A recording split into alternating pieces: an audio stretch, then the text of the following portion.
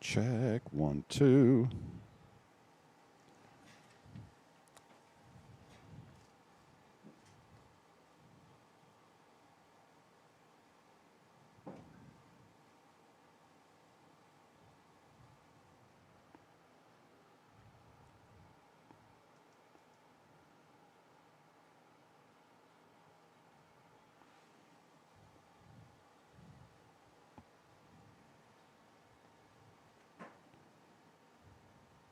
Mic check. 1, 2, 1, 2, 1, 2.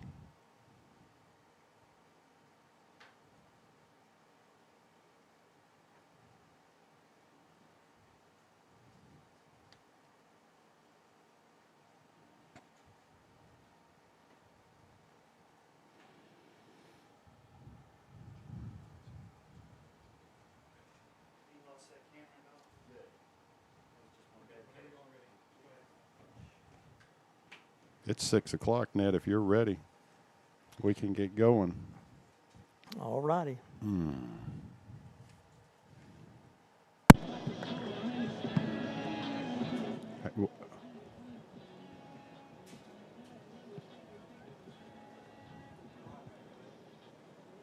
Welcome, Bulldog fans, to Pittsburgh, Texas for tonight's matchup between your Jefferson Bulldogs and the home team, the Pittsburgh Pirates. I'm Bobby Lang-Bartels. I'm Ned Fratangelo. We're going to be bringing you all the action here tonight.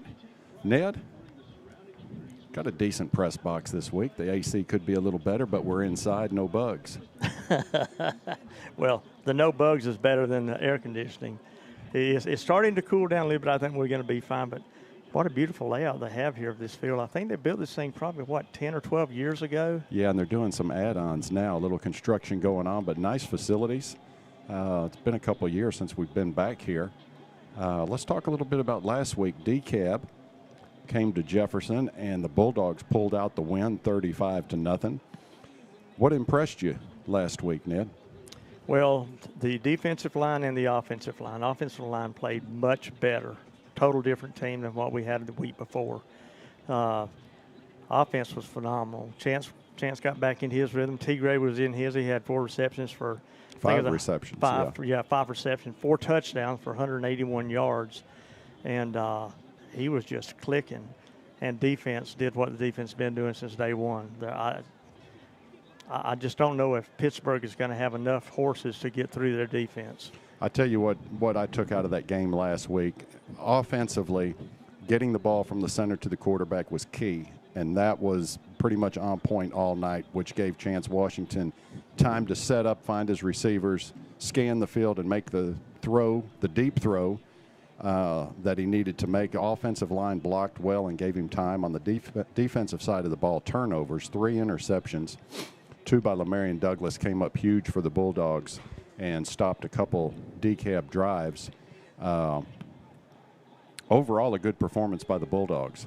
Held DeKalb scoreless. And coming into tonight, now Pittsburgh is 3-0. They are. But don't let that fool you. Well, they played Liberty Ilo in the first game, beat them 33-20. Then they played DeKalb and beat them 38-8. And then last week they played Tyler Grace Community 45-0. But we scrimmaged those guys, and I talked to the coach a little bit afterwards, and he says, I have nothing this year. We've been really good the last 5 or 6 years, but we just don't have any talent yet this year. And Ned, we know Liberty Ilo has lost quite a few key players up there, transferred out of state. So Liberty Ilo, it might not be the team we saw last year. So it's kind of hard to judge, but coming in, the key to the game is what they did last week, offensively and defensively. Stick with the game plan.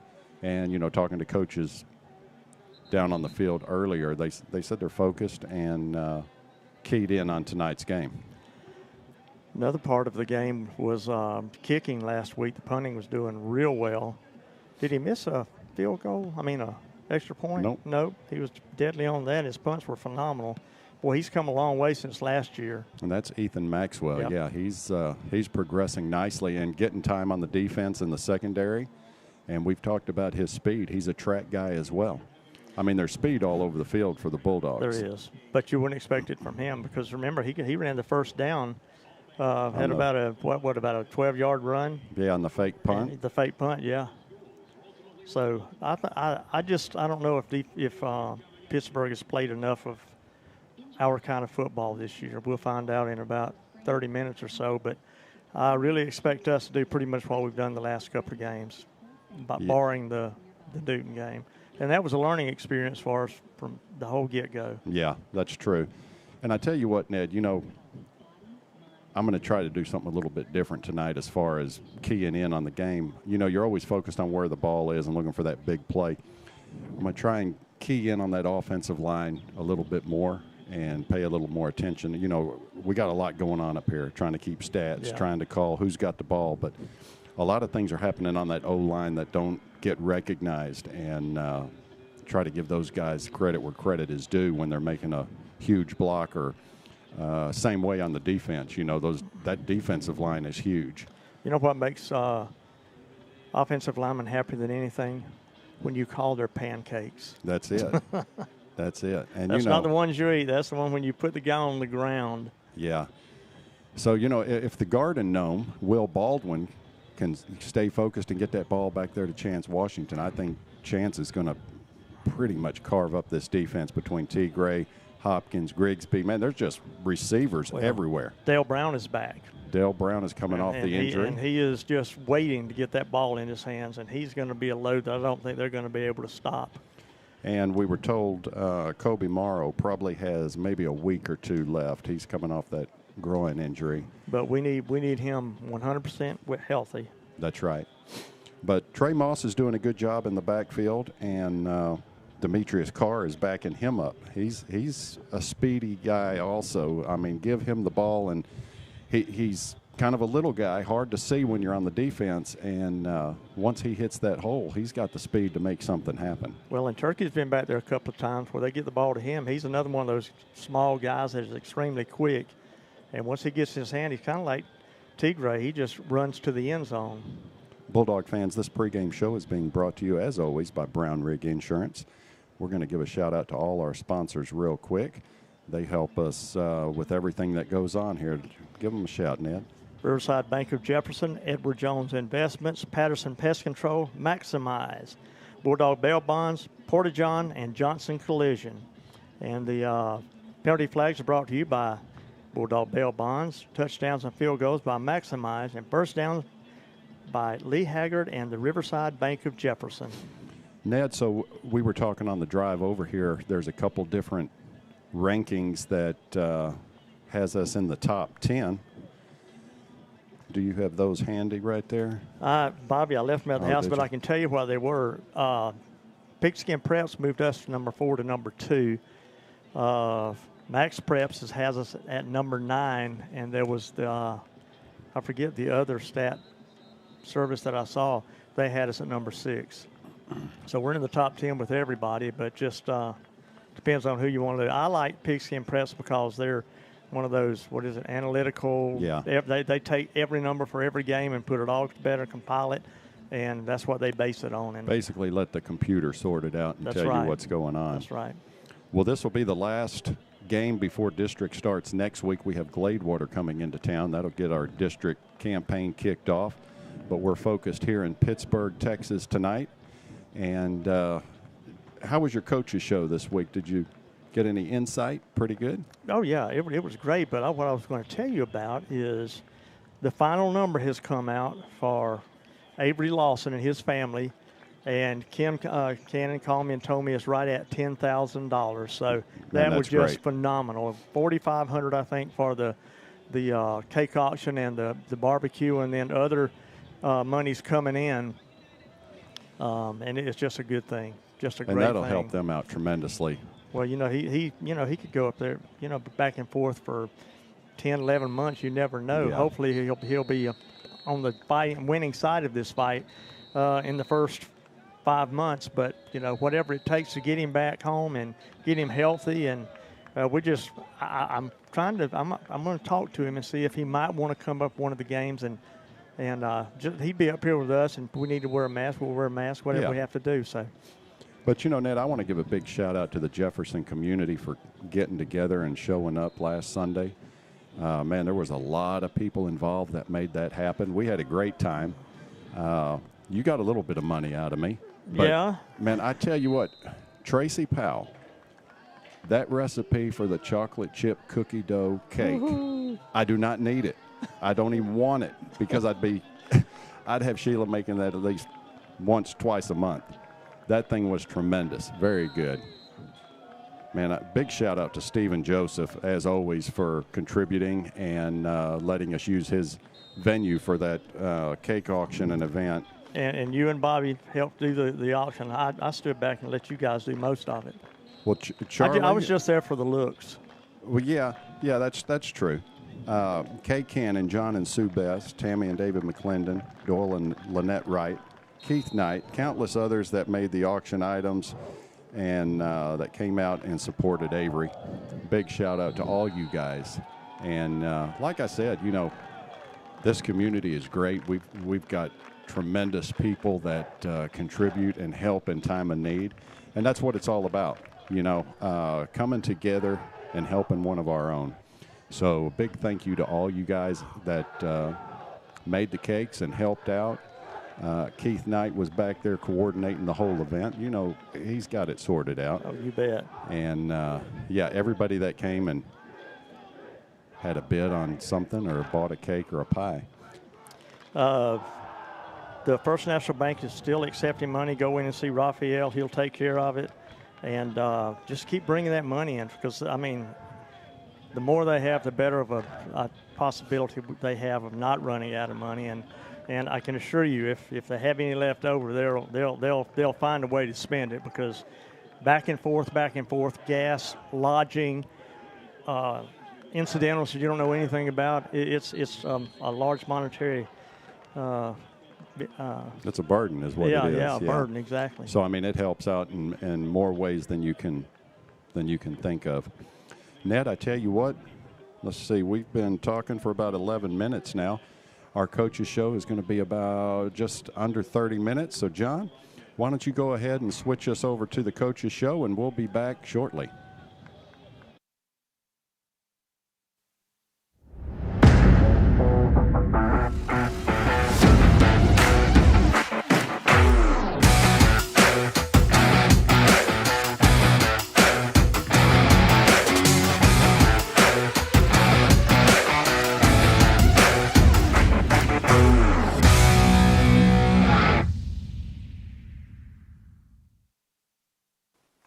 Well, Coach, took a tough one on the chin there, but it was a brutal battle on both sides of the ball, and we just didn't come out on top. We had opportunities, but we didn't do that. We're going to get to the game here in a minute, but I want to talk a little bit about a couple of things off the field.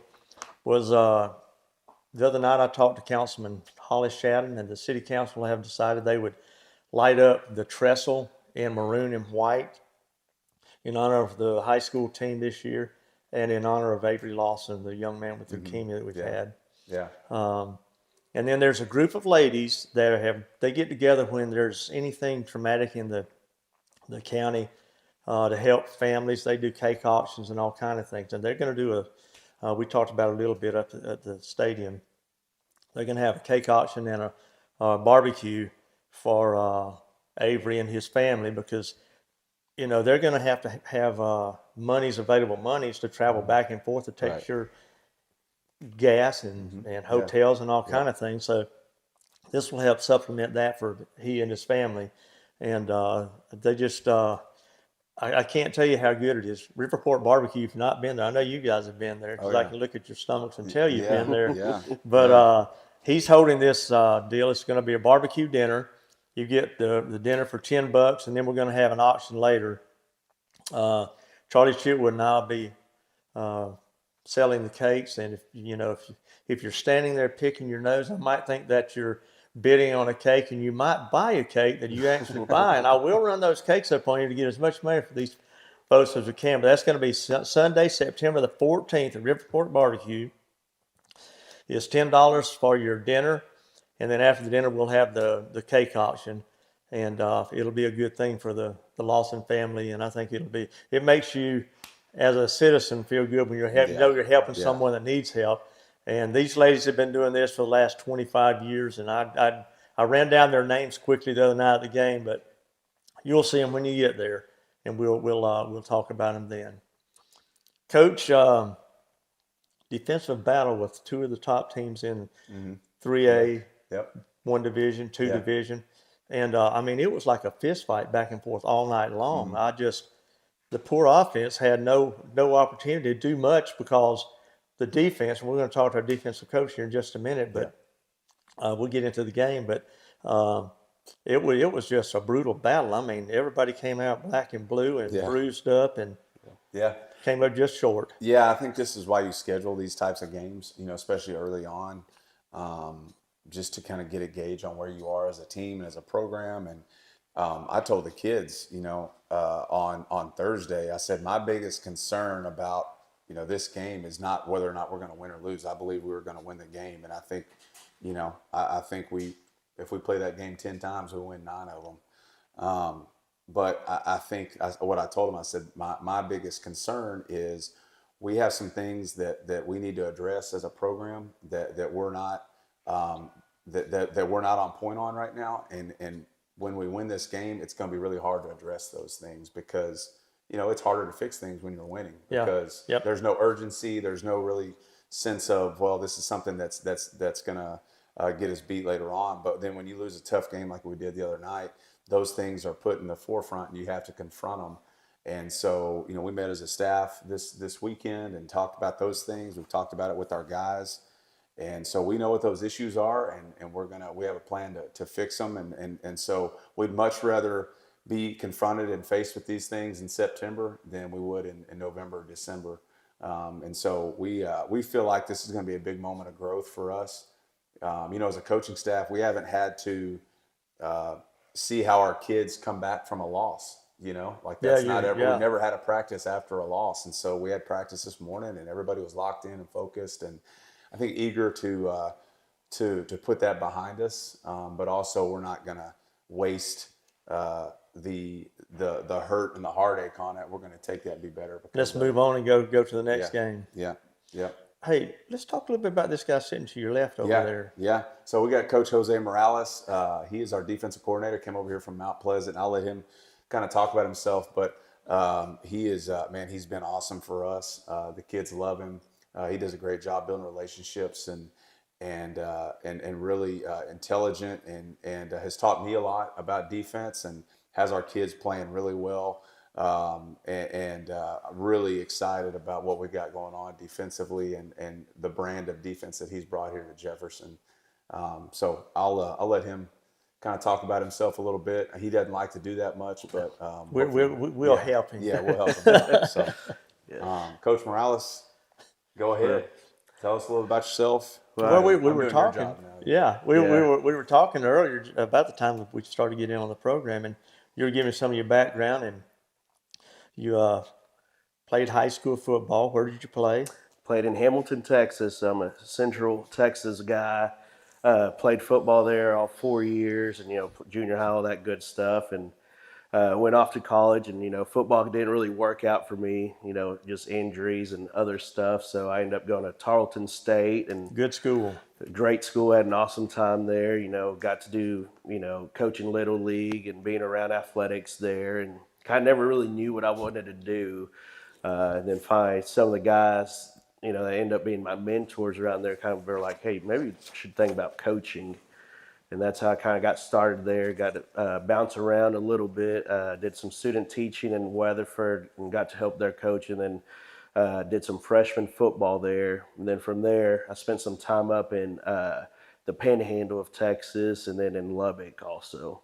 So that's where I've done most of my coaching career.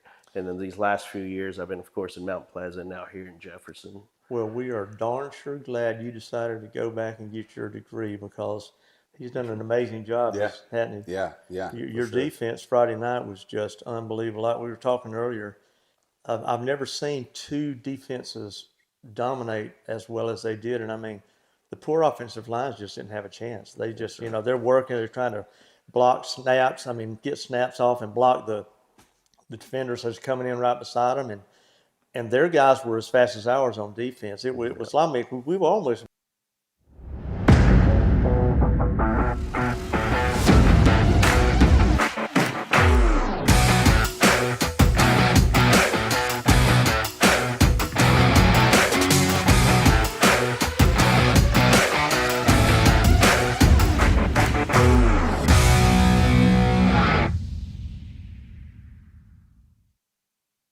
Morning, Coach. Morning, well, man. we're 2-1, and what a great turnaround for the entire team. Coach Simmons, he went to work and fixed whatever was wrong, and I mean, it was amazing the difference. I mean, I watched the film that when they played, I forgot who it was, but they were a pretty good football team, and we exposed a lot of things offensively and defensively. Yeah. Before we get into it, let's talk a little bit about the fundraiser yesterday for Avery Lawson. Those ladies put on one heck of a show. That was the first time you've got to see it. Yeah.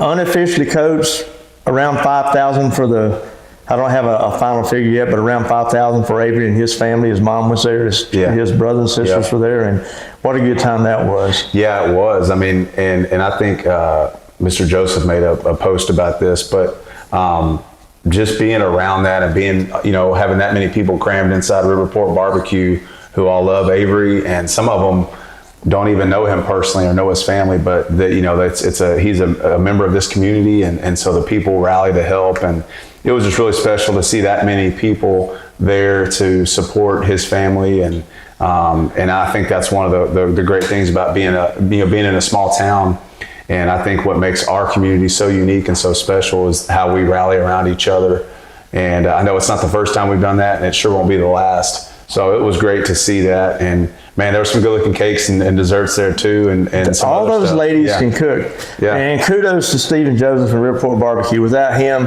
that event wouldn't even have happened. Right. Yeah. And it was good to see a room full of crowded people that had pocketfuls of money that wanted to give it away for good views. Yeah, for sure. You had quite a few football players there coming in and out throughout the day. Yeah, we did. We had some coaches there and quite a few football players. Some of them even bid on some cakes. Some of them even got some cakes and desserts and stuff. And so, and some of them got to. We brought some cookies up here this morning. So after practice, they all got some of those $1 million cookies from the sale last night. So. Anyway, yeah, it was a great turnout by our guys too. I'm getting a text from Sue Bass. She was pretty much the ramrod for the deal, and she's got a whole list of me to congratulate or thank rather Stephen Joseph, Charlie Shitwood, Bobby Lang Bartels, Kay Can, and Johnny Sue Bass, Timmy and David McClendon, Doyle and Lynette Wright, Keith Knight, and Melanie. I bought her a cake. So it was, and a lot of other people. We'll have more names at the game, but you got to see Jefferson in action. Small town, small community. Sometimes people walk around and don't like each other and growl at each other, but when it comes time to get together, they're there. Yeah, absolutely. We're a family at that time. Yeah, for sure. Coach Simmons, you made a lot of adjustments on offense, or a lot. I can't tell how many, but you rearranged some people. The gnome was back at center, and he did a great job. I forgot we called him that, and then his dad said the other night, I think the gnome's going to be starting tonight, and sure enough, he was. So let's just talk about, what are you, because, that's a total different look, and sometimes it's not, I don't know, sometimes the other team just does things, and we're not doing things we're supposed to. Let's talk about that. Yeah, hats off to Dude, and they're a top-notch program, and just physical and fast, and we kind of got in some situations with snaps that caused problems, so we slid Kingston back out to right guard and put Will Baldwin in at center and kind of solidified that portion of it. Snap is bad, everything else kind of train wrecks in behind it, so we were kind of facing that, and so getting a good snap and getting the play started was a huge deal for us, and so that was the biggest change, was just making that little swap there, and just kind of simplifying some stuff and trying to get our tempo up a little bit higher. We went pretty quick on them Friday night, and that kind of helped us out too. Anything you got to do offensively against Pittsburgh? Just be better at what we do. Try to get ourselves in a position where we're executing at a very high level. This group is still really young. We lost a lot of guys from last year, so all these guys are, 2 varsity games, now 3 varsity games. They just need their the game reps. You can't replace those, and that's what you saw. Like in Friday night was the guys that had been playing a while kind of showing through, and then trying to bring those other guys along. So. Right. By the way, have you heard anything from Zach? Yeah, he's doing all right at McMurray. Like he's enjoying himself and being his old goofy self. Anyway, so yeah, we're excited for him. Good deal, Coach. On the defensive side, defense looked like they typically have. They looked well enough that we beat a ranked team, and now, according to Pigskin Press, we're number 2 in the state. Mm-hmm. And I know that's something more for the fans. You guys don't pay a lot of attention to it, but it's something that everybody likes to talk about. Mm-hmm. Yeah, I mean, I think again, it was a really, really good performance out of our defense. Lamarion Douglas was just continues to get better and lead our defenses from his secondary position, from his safety spot. With should have had 3 interceptions, one almost called back, but he just does a lot. And Coach Simmons can tell you, in practice, he's tough to deal with, and it just is always, around the ball and making plays. Even when you think he might be out of position, he just finds a way to make a play. And so to see him having the year that he's having is not surprising to any of us. And so it's really good to see. But then also, just to see our guys just play just a dominant performance from start to finish. Even towards the end of the game, we got some young guys in. They upheld the standard and preserved the shutout, and so that was good to see. And just really pleased with the way our defense is playing right now. Coach Morales is doing a great job with those guys. Coach Randolph, Coach Todd, Coach Biles, our whole defensive staff. They just do a great job getting our kids prepared each week and having them ready to go. Coach, who else do you have offensively as far as coaches? Got Coach Mack as our running back coach. He's been a coordinator and a head coach. He's real knowledgeable, very, very helpful.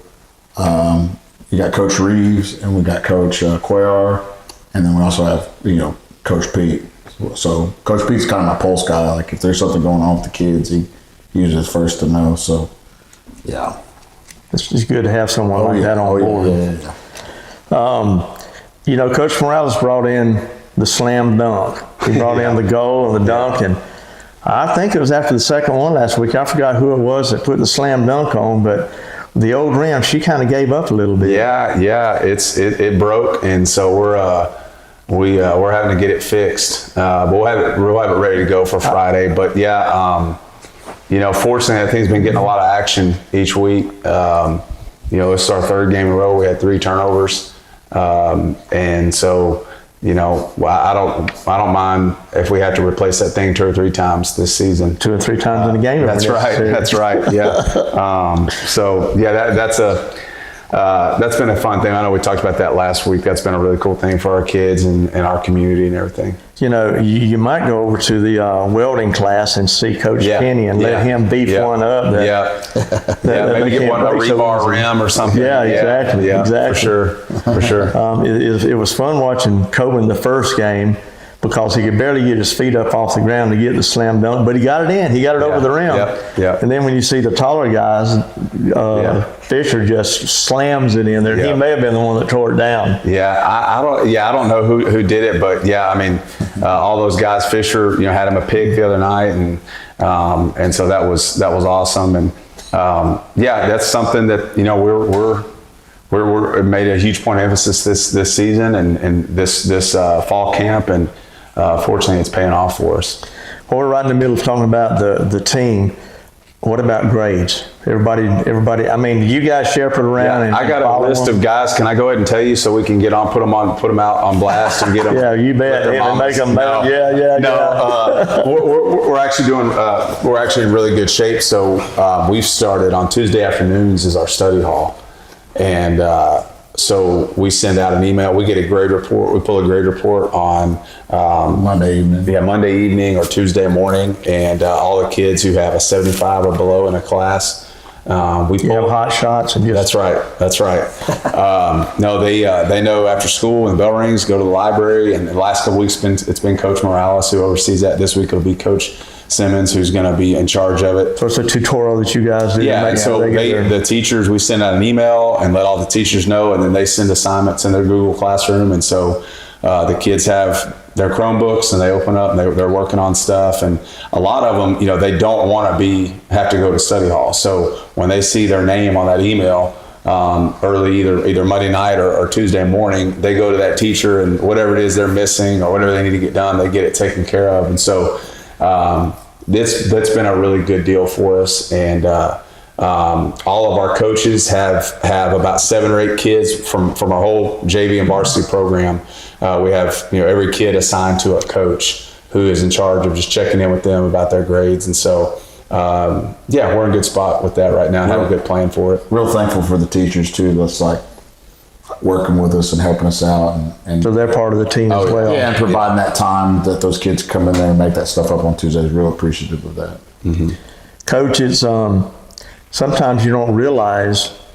Well, you do, because you do it. You've been doing it for quite some time. But what the audience doesn't realize is you guys have more than just one face, which is on the football field. You have to sometimes haul kids around. And tell us a little bit more about what in detail you guys do other than just coach football, because there's a whole lot more involved than the guy on the street knows. That the guy sitting in the stands has no clue what all you guys do. Yeah, an extra parent, sometimes a counselor, sometimes disciplinarian, sometimes a teacher, sometimes a philosopher. Like, you just wear a bunch of different hats. You try to fit what the kid needs, and every kid's different. And some kids have, both their parents at home. Some kids don't have anybody, and so you're always trying to fill a different role for kids and be that thing for them. And it's stress sometimes because it's just a lot, and you worry about it. And you love them like they're your own kids. And my wife will tease people all the time. It's like, I have 3 kids of my own, 2 boys and a girl. She's like, he didn't have 2 sons, he's got 50. Yeah. They're calling and texting me all the time. Hey, Coach, can we do this? Can I do? You think you can help me? Can you pick me up? And I'm not the only one, so that'll just let you know like the need for it. And I think really that's really, to me, coaching.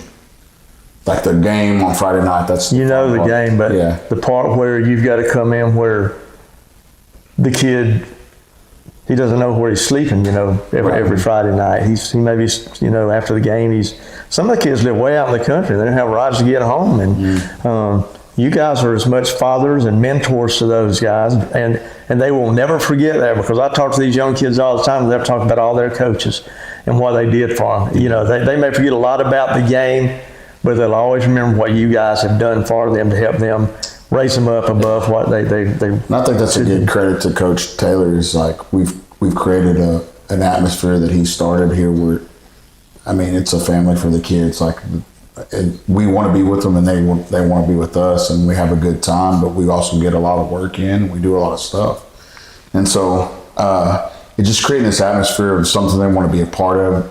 I got kids, a lot of times we got to push them out the door, like, hey guys, we got to go to our own house, so they want to hang out here, and that's great, and we want them to do that. We want them to be a part, because if they're with us, they're not getting in trouble, know what I mean? So we love being with them, and they love being with us, and it's like half the battle when you're coaching, Well, I know in the past I've helped with, some kids just don't even have clothes. I did a job one time, and I had about $1,000 worth of Hager slacks and blue jeans and things, and we brought them in, and I don't remember, I think Scott Hale was coach, but give them to the kids just to, some kids they wear the same thing every day because they don't have much to wear. Yeah.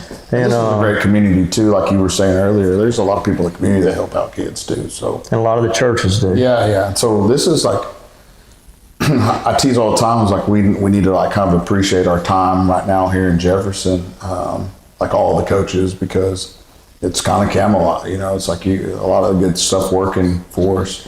Well, I'll go ahead and threaten you. If you leave, we will find you. And the rest of that quote, and we will get you. Yeah. And we realize that's part of life. You guys, you aspire to get to a bigger, work to a bigger school, and being a head coach yourself. Yeah. I'm not in a hurry to leave, though. I know that places like this don't exist everywhere. I've been around enough to see it, and that's an attribute to the admin and the teachers and the community and all those things. To have a championship level squad, you have to have all those things together, and everybody's got to be pulling in the same direction. We have that here. Special place. And Coach, you more or less have a little recruitment system going from kids that are 5 years old all the way up. Your son's involved in that, so you understand all of that now. Yeah. Your son's too young yet. Yeah. Well, he'll be there. Yeah, soon. Yeah. Yeah. Well, let's talk a little bit about those guys.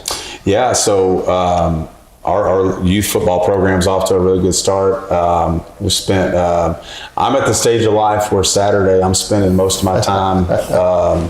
Watching three football games. Two of them my boys are playing, and one of them my daughter's cheering in. So we were at New Diana bright and early Saturday morning for a 3rd and 4th grade game, and then 5th and 6th grade after that, and then a flag football game. And so I just have a ton of respect and admiration for those coaches who spend so much time with those kids. They practice 3 days a week, Monday, Tuesday, Wednesday, and if you ever try to coach 25, 5, and 6-year-olds. I have. God bless them. It's tough. And then even 3rd and 4th grade and 5th and 6th grade, you just at that age you have to be obviously have to be extremely patient, but have to be a really good teacher because those kids don't know anything, and I think those coaches have a big responsibility because that's where a kid's love for football is formed, and it can either be destroyed or cultivated at that time. I know for me, I started playing when I was in 4th grade, and from that moment on, until I was 22 years old, I was playing, and just that sparked a love for the game. And those coaches, they were just like the coach we have here, volunteering and helping out. And so again, we have a really strong youth football program here in Jefferson, and that those guys do a great job, and they pour into kids daily and hold them accountable, and so it's really exciting to see. And not only are they extremely talented, they're really well coached. Yeah, I've got to get a hold of someone and let them start updating me on the scores each week. We like to put that on the program. We haven't done it so far. Yeah, well, they'll play. I'll go ahead and say they're playing at home. It's first home game this Saturday versus White Oak. So will there be 5 games? There'll be 3 games. 3 games. They'll start the 3rd and 4th grade will start at 9, and then 5th and 6th starts after that, and then the flag football game starts after that. And everyone out there needs to come out and get involved in this. You know more of those kids than you think. You've seen them all your life, but it's the beginning. Yeah, I was going to say they're the future of Jefferson. So they really are. Yeah. I mean, a big reason why we're where we are is because a lot of these guys have been cultivated from age 5 all the way up. Once they get turned on to you guys, they learn a different level of football. But if those are coaches that are out there that aren't doing it, a lot of moms and dads, and you'd be surprised sometimes how many moms are out there, just as many as dads. And it's it works from the ground up. That's right. Yeah. All right, Coach, let's talk about this week's. Once again, I've just got to do this. Pigskin Preps has you ranked at 2. I was not able to find out any other updates, but I'm pretty sure they are. And that's just a watermark for the community more than anything else. You guys want to be number 1, and you want to stay number 1, and you don't care if you're on a piece of paper or not. But Pittsburgh 3-0 coming in. They beat Liberty Ilo 33-20. They beat DeKalb 38-8, and they beat Grace Community 45-0. It's a different Pittsburgh than it was last year. Yeah, Coach Hostetler and that staff, they've done a really good job of turning things around, and it's obvious watching them on video that program, those kids have bought into what that staff has brought into that program and injected into that program, and they're playing really sound football, and they're very physical and fast and really sound on both sides of the ball. And I know on defense they create a lot of turnovers, and on offense they're scoring a lot of points, and their quarterback is, he's ripping it, and their offensive scheme really suits their personnel. And they're playing with a ton of belief right now, so it's going to be a big time challenge for us. I think, pretty familiar with Pittsburgh from I think at Pleasant Grove and that district that they're in, and I really think that they're a playoff team.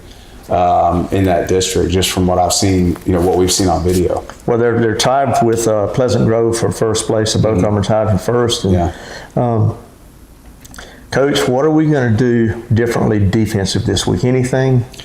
Well, I mean, we're gonna play our scheme and just keep trying to execute at a high level. There's some things we'll play. This last week we played some guys at different spots, and so we'll probably continue to do some of that. But really, just try to continue to execute and take away what those guys want to do. They're really good at running the ball, and then, like I said, that quarterback can throw it, and they have talented kids all over the field. Sophomore number 4 is a kid that does a lot for them, and so they're going to be tough, and we're going to have to be on point defensively. Coach, talking about the younger guys on defense, any standouts that you've noticed that are stepping up, doing a better job than some of the starters? Yeah, Corey Blanton, he was kind of bounced back and forth from JU to varsity last year, but he's been really, really good for us. Had a sack, I think maybe a sack and a half, 2 sacks this past week versus DCAB, and then Jason Burton, who has started the last 2 games for us, had 3 sacks versus DCAB, and really kind of came on and had a big game. And so those guys are doing well. Vontae Black is a guy who stepped up and started for us at corner, who's been really improving every day and each week keeps getting better. Of course, Bryson Mosley, who is a young kid, but he's really not. Man, he's a dog. Yeah, he's holding it down at that nose guard spot. Is doing really, really well for us. And overall, we're really happy with our defensive guys. Yeah, Mosley doesn't have a chance because his mother and his grandmother passed away a couple years back, but they have been on those kids ever since they've been on the face of the earth. And Constance does a good job coaching him as well at home. And good grades and just a good young man. Oh yeah, he's. I mean, you don't have to worry about him as far as grades or in the classroom. Behavior. Yeah, behavior. I mean, he's. You can coach him hard. He's not going to get in his feelings or anything like that. He's awesome. Coach, offensively, we going to do anything different against their defense? No, I mean. Well, I know we don't want to get too deep into it because they're going to be watching this, but. Yeah, no, I mean, they play a similar scheme to us defensively, and it's not any knock on Pittsburgh, but I really feel like we face one of the best defenses in practice. Man, that's a very valuable commodity to have. I mean, when you deal with a linebacking core like we have, that just like will close up a hole. Our kids are used to that kind of speed and things like that. So our focus is just really get better at it, what we do with the changes we've made, and give those kids a chance to grow in those spots. Okay, Coach. Any last words you want to give the fans, or talk about something we might have missed? I think you're watching kids grow every week. The line, mentally, physically, and athletically. Yeah, and they're young, and so they're just only getting better. Travis had a tremendous game on Friday, and he's just, he's so young. We forget that he's a true vet. This is his 3rd year playing. And by the time it's all said and done, he may end up being one of the kids that play the most games in Jefferson history, type of deal. Him and Turkey, because they've been playing for so long, and we forget that. So they're the real veterans on the team, and then you got some young running backs that are playing, and a young quarterback, and they're growing every week. It's a work in progress, and just excited to see them grow and get better. Their belief in themselves has grown since day one of this year as well. For sure. Coach, what about defensively? Yeah, we're just again want to take another step forward as a unit, and I think mainly the things we're looking at is just guys cleaning stuff up, just from a fundamental standpoint, and you always want to say see guys get into the ball, and again continue to create turnovers and put our offense in a great position to score points. Give them a short field, getting a turnover and setting them up in a good position to put points on the board, and so that's our goal each week. So we're going to try to do that again this week. Coach, let's talk a little bit about JV. I forgot about their game. That's your recruiting group is Yeah. right there. Let's Yeah. talk a little bit about them. Yeah, What they do this past week. And Yeah, et cetera. so this past week versus DCAB, we won, and we were down 14-0 at halftime.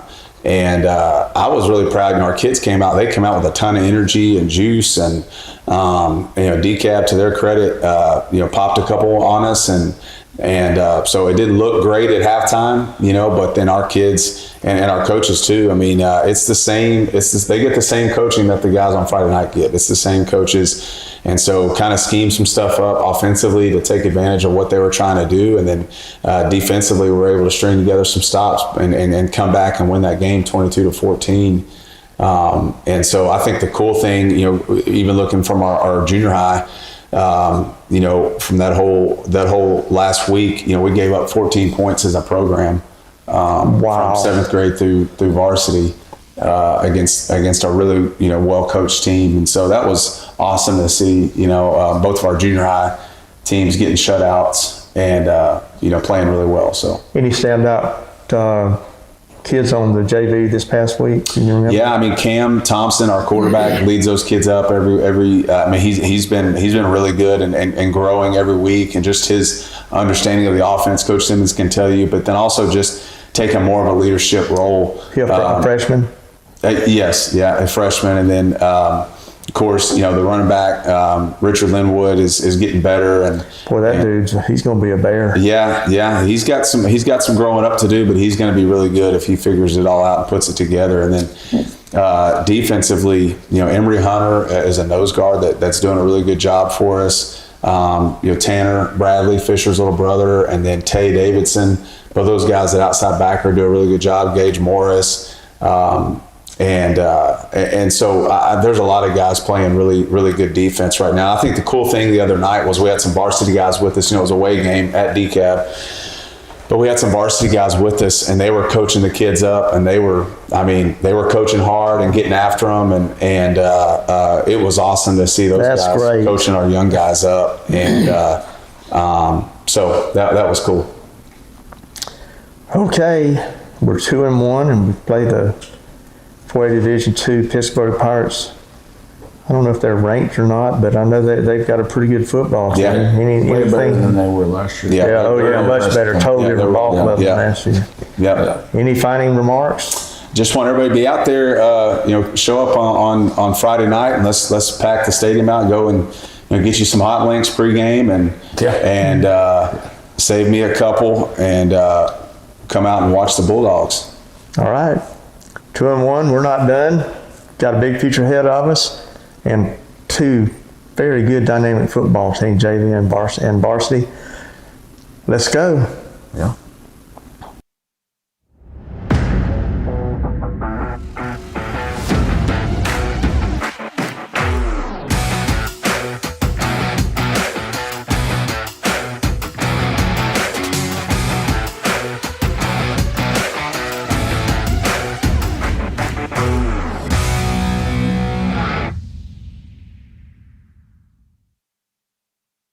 Brown Rig Insurance Agency is committed to providing you the best value for your insurance dollar. We are an agency built on integrity, offering personal service and sound advice you can trust. That's why they partner with experienced carriers like Central Insurance for your auto, home, or business insurance needs. Central's quality insurance products are reasonably priced and backed by prompt professional service, providing value for your peace of mind. Call Brown Rig Insurance of Jefferson at 903-938-8888 or visit their website www.brownrigins.com. Hey, did you see that touchdown? No, I guess I missed it. I really need to go get my eyes checked. I just don't know where to go. Go see Dr. Sheila Lane Bartels at Maximize. Their staff has the best customer service in East Texas. You walk in and see a bunch of friendly faces and the wide variety of frames they have, ranging from women's, men's, kids, and even designer frameware.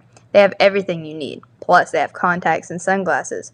You will be seeing every touchdown after you see her. Call and make your eye appointment now with Dr. Sheila at 903-665-2020, located at 108 North Walnut, Jefferson, Texas. Have you made a mistake and had a penalty flag thrown on you in a game of life? If so, call the guys at Bulldog Bail Bonds. We are locally owned and you get fast service. Credit is available. Call Ken and John at 903-665-1123 or at 800-317-1123. Available 24 hours daily. Bulldog Bail Bonds is a proud supporter of Jefferson Bulldog football.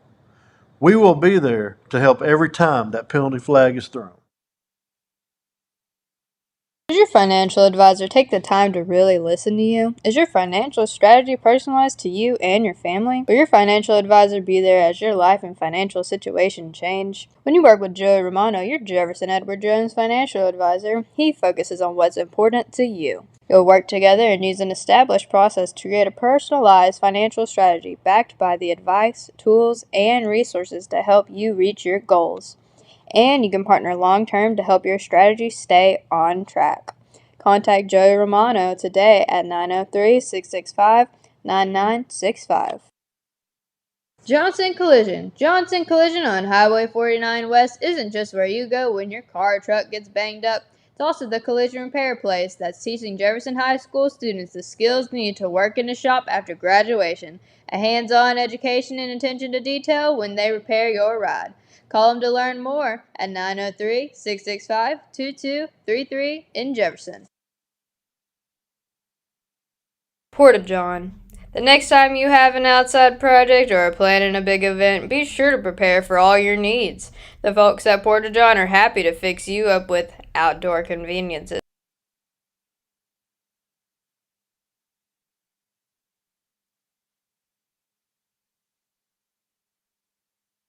When Mother Nature sends her hordes of pests and bugs at you, call Patterson Pest Control, owned and operated by Marion County's Sheila Kendrick.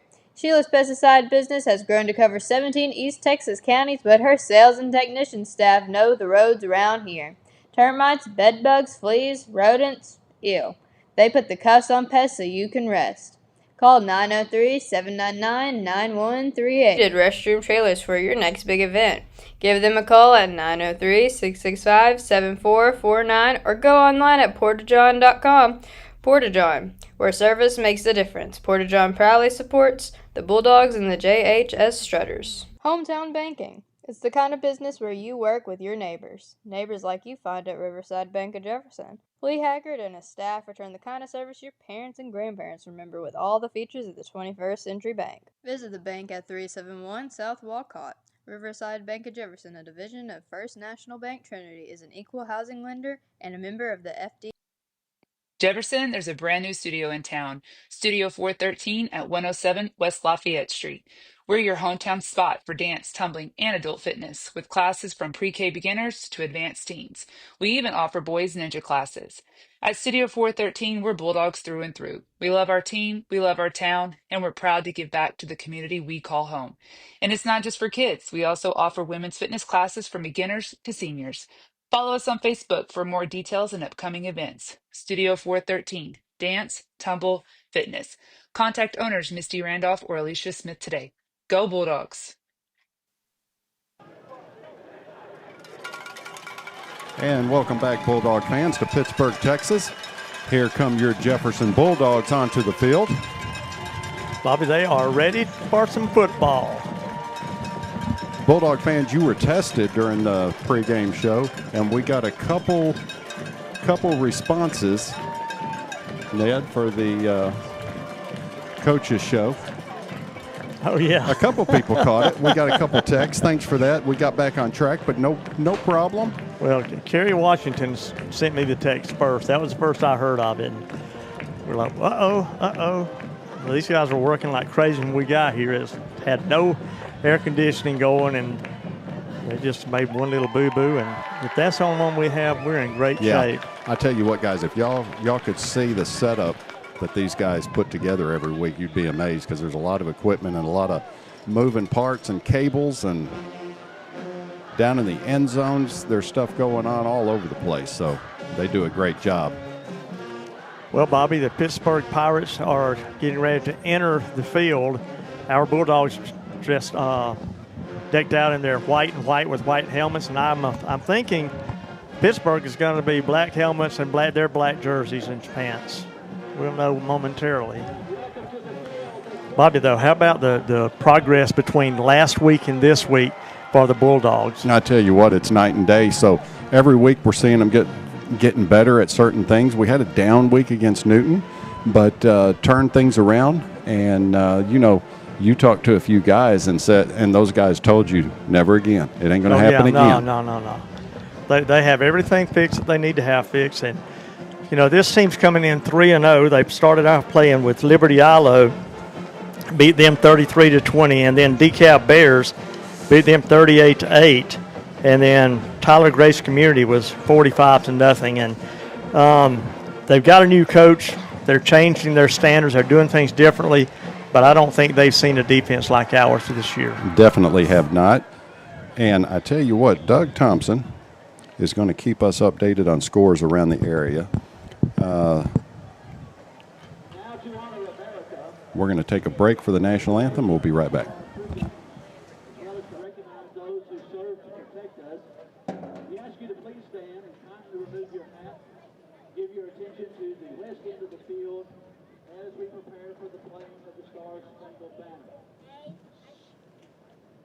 Now, ladies and gentlemen, performed by the Pittsburgh High School Marching Band, our national anthem.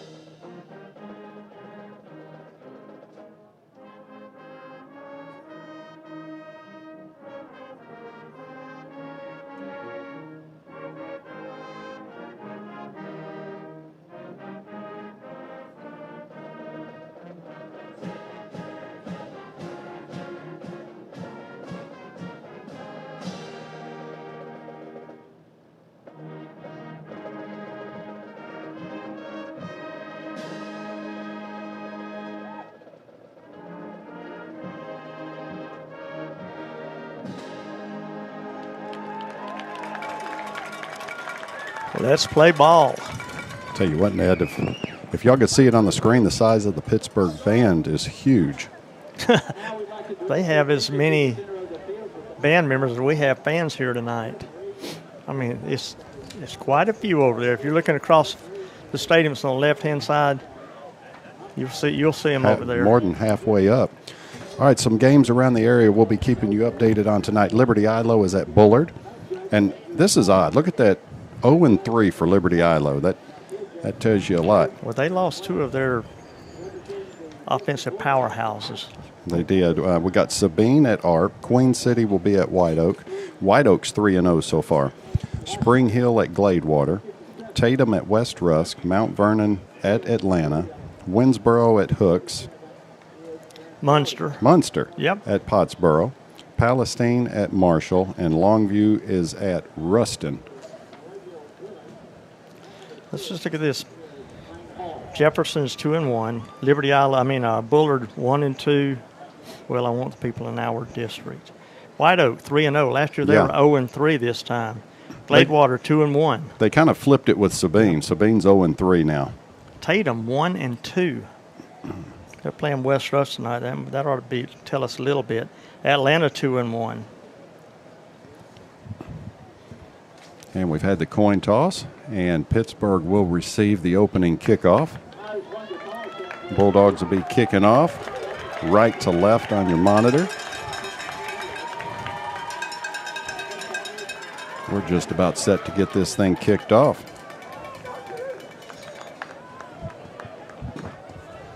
Let's play some football. So that Bulldog defense will be up first. See if they can get the job done tonight. Been doing a great job up front and in the secondary. 3 interceptions last week against DeKalb. Lamarion Douglas accounted for 2 of those. Yep. Fisher Bradley had the other one.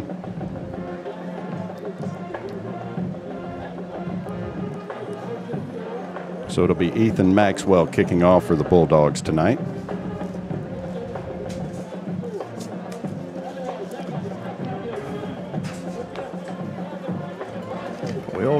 and what they're all about. Maxwell, boy, he has really gotten better over the summer. Worked out. He lost a lot of baby fat too. He's ready to go. Yeah, he's pumped up. And Dale Brown is back tonight. Haven't seen him since the first game. Back deep for the Pirates is number 4, Seven Duffy. That's just one guy. His name is Seven. Not Seven Duffys back there, just Seven Duffy, number 4. Here's the kick from Maxwell, little pooch kick down the left side. It goes out of bounds after the first hop. Well, it looked like he was going to bounce up and stay in.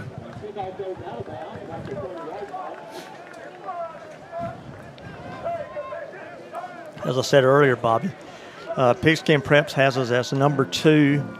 Mex Preps has us at number 9 in state.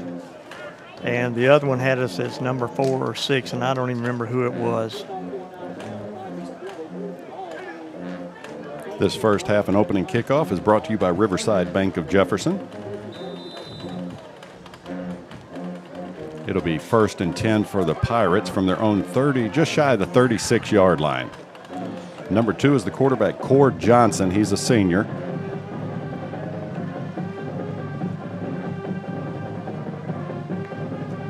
Johnson hands off around the left side. That's handoff to number 6, Lane Hall. Did he fumble? Did he fumble? The ball came out. Bulldogs have it, but they must have called him down. Going to give him 5 yards on that carry. Just shy of 5. It's going to be 2nd and almost 6.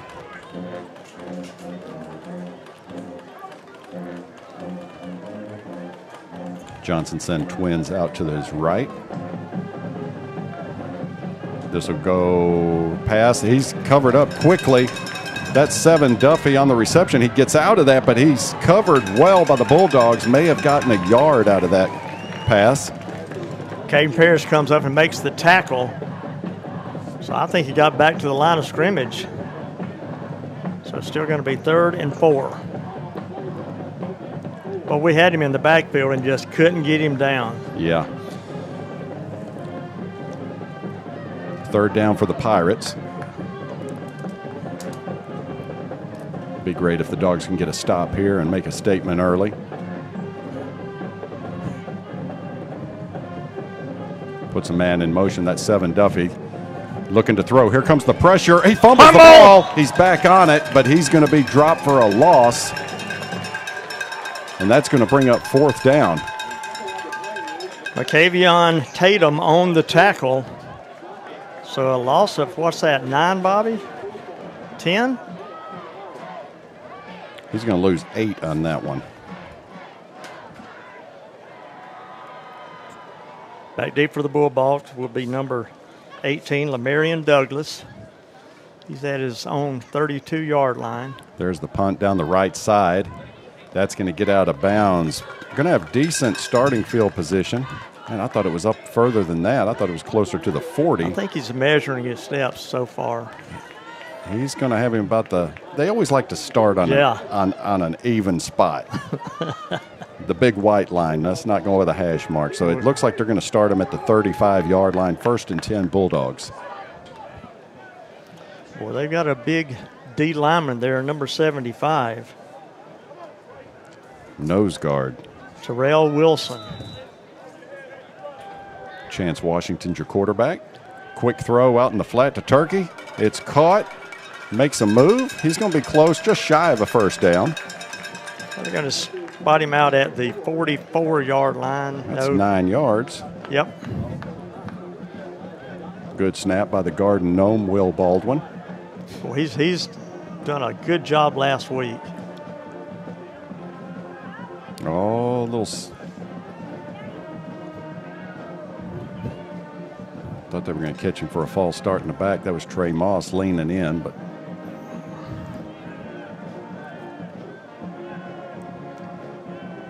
it'll go to Moss around the left side. Spins out of a tackle. He's going to have the 1st down. Gain of 3 for Moss. They're going and spotted at the 47-yard line. It'll be 1st and 10 for the Bulldogs. Move those chains, boys. Doug Thompson, you've got the scoreboard on your screen. First down's brought to you by Riverside Bank of Jefferson. Turkey goes in motion. This is going to be Moss around the right side. He's got a lane. Another first down.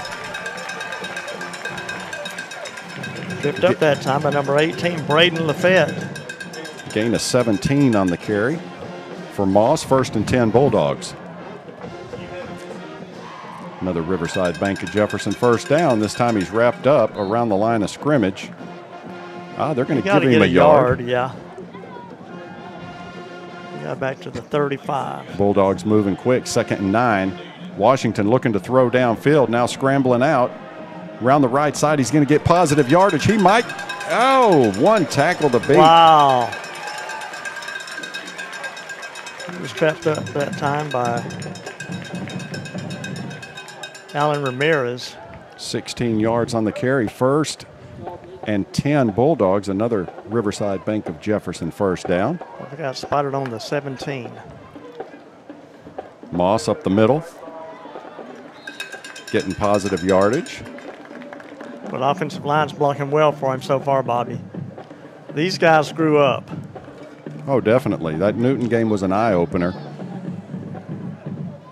Moss, once again, he's going to go down close to the line of scrimmage. He was trying to make a cut and just slipped out from under him, and 5 was right there. That'll bring up 3rd and about 6 now for the Bulldogs. Ball's on the 14-yard line. Washington looking to throw. Here comes pressure. He's got to get rid of it, and he does. Just throws it out of bounds. That's going to bring up 4th and 6 now for the Bulldogs. Somebody missed an assignment that time because they were right on top of him when he got the ball.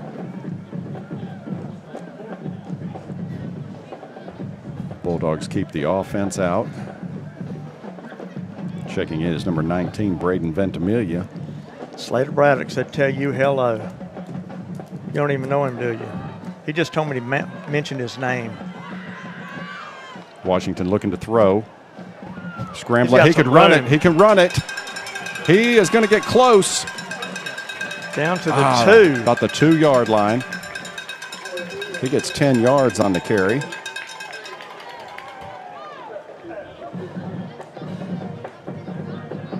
First and goal for the Bulldogs. Another Riverside Bank of Jefferson first down. They're going to run it. Braylon Johnson. This is going to be Moss right up the middle. It's going to be close. Yeah. Did he get it? He is just short of the goal line. Oh, like the 6-inch line. The nose may be on the line. Keep moving fast. It'll be Moss. No, Washington Keeper. Quarterback keeper touchdown. 1-yard run for Chance Washington. 7:52 left here in the first quarter. Bulldogs strike blood first. 6-0, allowing your. Let's see, we've got the PAT coming out there. Touchdowns brought to you by Maximize.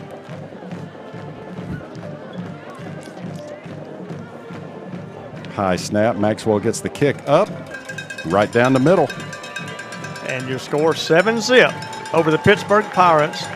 7:52 left in the first quarter. Ned, you couldn't ask for more from that defense to get a stop, 3 and out. Had a sack, pushed the Pirates back into punt, and Bulldogs just marched down the field. Real quick on that drive, Trey Moss, 6 carries for 27 yards. Chance Washington, 3 carries, 27 yards. And through the air was one pass for 9 yards to Jermaine Hopkins. Good start for the Bulldogs. It is. And pretty much at ease walked down the field. A few buddies tuning in tonight. Mr. Terry Wells in Spring Hill. John and Jeff Rowe. You know they're watching the game. Oh, you know they are. And as always, the Tomcat, Tommy Lee Johnson. Oh, yeah.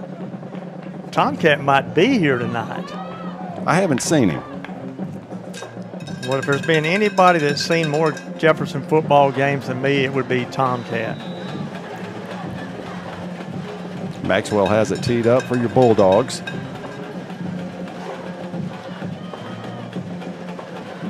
Good deep kick down the right side. This is going to be 7. Duffy taking it at the 10-yard line. He's got some speed. That's their speedster. He ran into a wall of dogs. He takes it out to the 29-yard line. We've got our first Bulldog Bell Bonds penalty. Comes in late. Fisher Bradley was the first man to him. So is it against us? Man, that's we're way back here here at the 47-yard line. Maybe a hold. Pass interference, maybe, or I don't know. They're discussing it. The ball currently is spotted at the 29-yard line of the Pirates. That's it. It's a hold. Let's see. It's against the Bulldogs. Looked like he did a hold or a face mask. I couldn't tell. Must be a face mask. That's 15 yards. 15-yarder. So ball now spotted at the Pittsburgh 44, 1st and 10. 15-yard penalty where the ball was played. Push it down to the 44-yard line. The red ball.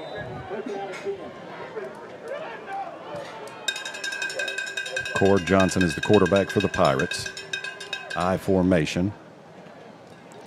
Yeah, he didn't like what he just saw. He's going to call a. He's going to change it.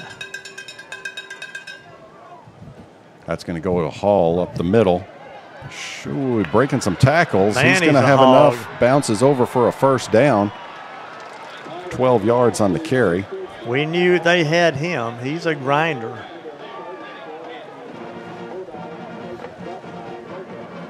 First and 10 Pirates. Ball on the 43-yard line of Jefferson. You've got your clock on the screen, 7:30 and counting, 7-0 Bulldogs. Trips to the right. Johnson looks to throw. Out in the flat, that is number 7, Cam Dottie. He tripped up that time by number 23 of the Bulldogs, Vontae Black. Black has been showing out the last couple of games. He's going to get 2 yards on the pass. Brings up 2nd and 8 now for the Pirates.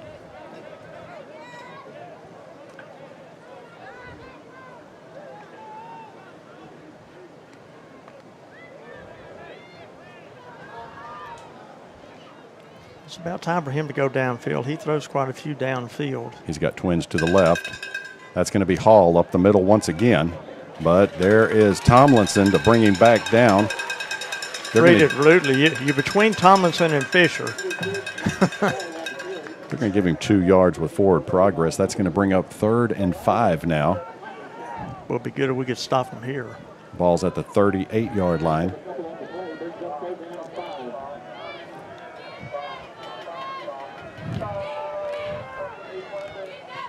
Johnson's in the gun formation. That's a false start. Yes, false sir. Start, yes, sir. Step it back.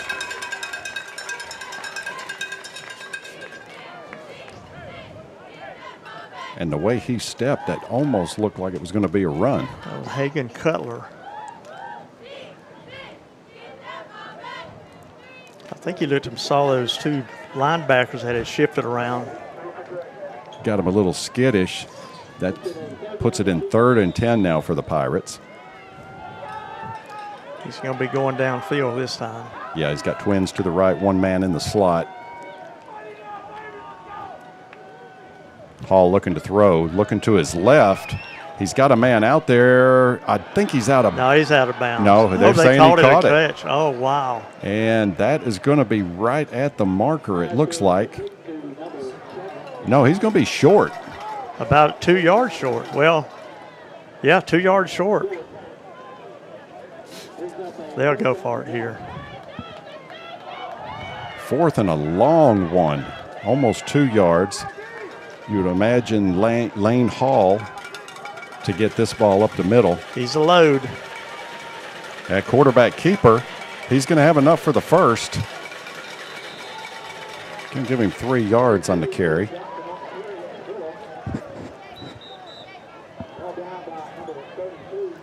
Did I see a flag back there? I guess not. No, yeah, there is. There Is is. Yeah. right behind the back judge. I want to say it's going to be against Pittsburgh because one of their guys was holding. Yeah, he had a hold of Fisher. So that'll set it back.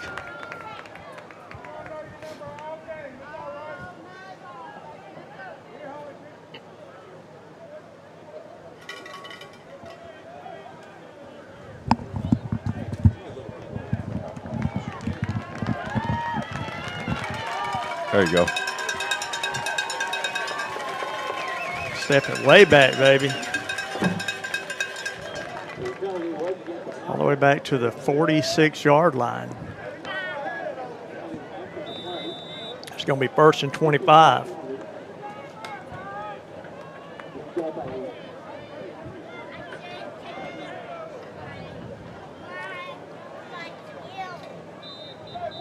Wait a minute, what are they doing? They're moving the... So it had to happen after the first down. I'm not understanding this. I'm not getting it because it was 4th and 1. Right. He got 3 yards, but the flag after the play, I guess. So the play, first down stands, 1st and 10 Pirates, 46-yard line of the Bulldogs. Wait, they're going to talk about this. Well, I think they called a timeout. Pittsburgh called a timeout.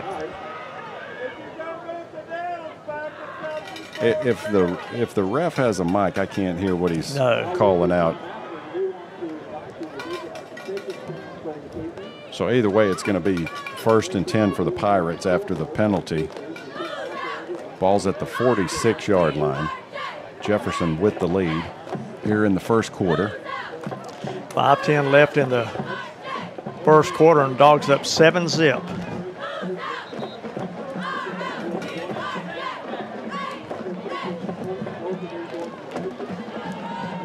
Bulldog fans stick around for halftime, featuring the Bulldog Band, and we'll have a guest coming up for an interview at halftime. Johnson in the gun. Drops back to pass, looking to go deep down the left side. He's got a man open if he can get under it, and he does. Oh, my goodness. That was number 7, Cam Dottie, 46 yards. And he had that one right on the button. So with 5:02 left here in the first quarter, they tighten the noose. It's 7-6, awaiting the PAT.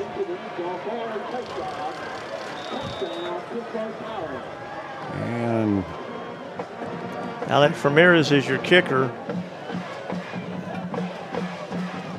Cord Johnson is your holder.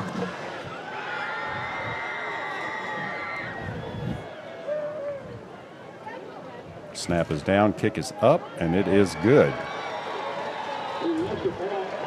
So 7-7 with 5:02 left here in the first quarter.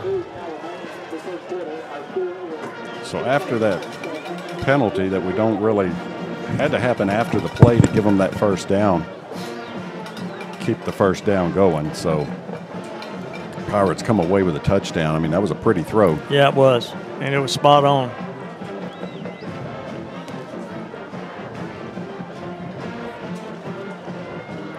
Coming in, we knew they had some speedy receivers and knew the quarterbacks likes to go downfield.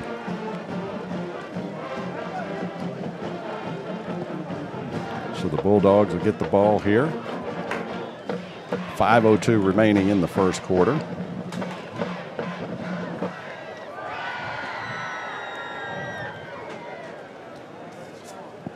That is number 16, Alan Ramirez, got it teed up for the Pirates. Back deep for the Bulldogs, Travis Gray. Turkey. Caden Parrish. Tyler McCurry up. He'll be about the 25-yard line.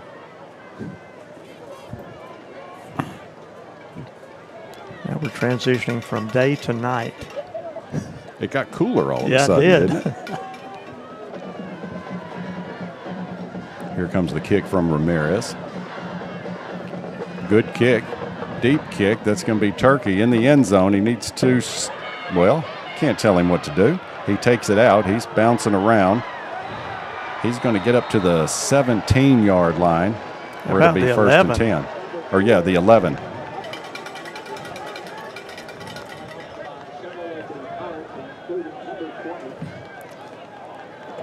First and 10 Bulldogs. I know they got it at the 12. Yep.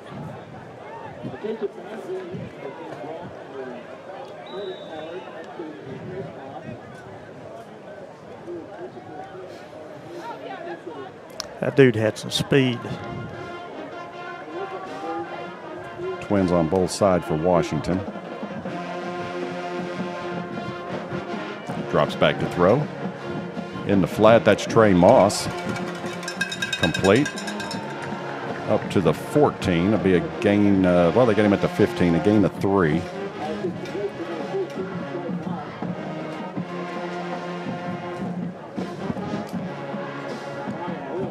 Second and 7 now for the Bulldogs. Washington looking to throw once again. That's going to be incomplete. Intended for Braden Ventimiglia.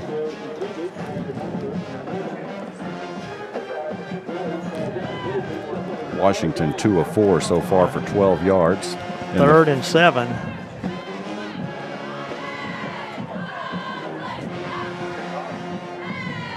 Washington looking to throw. He's going to go deep down the right side, and there's nobody there. Nobody. Tigre ran a short post route, and he went with the deep post. He went with 2 defenders. So they got to kick this one away. Boy, that was a quick 3 and out for the Bulldogs. That'll bring Maxwell out to handle the punting duties for the Bulldogs.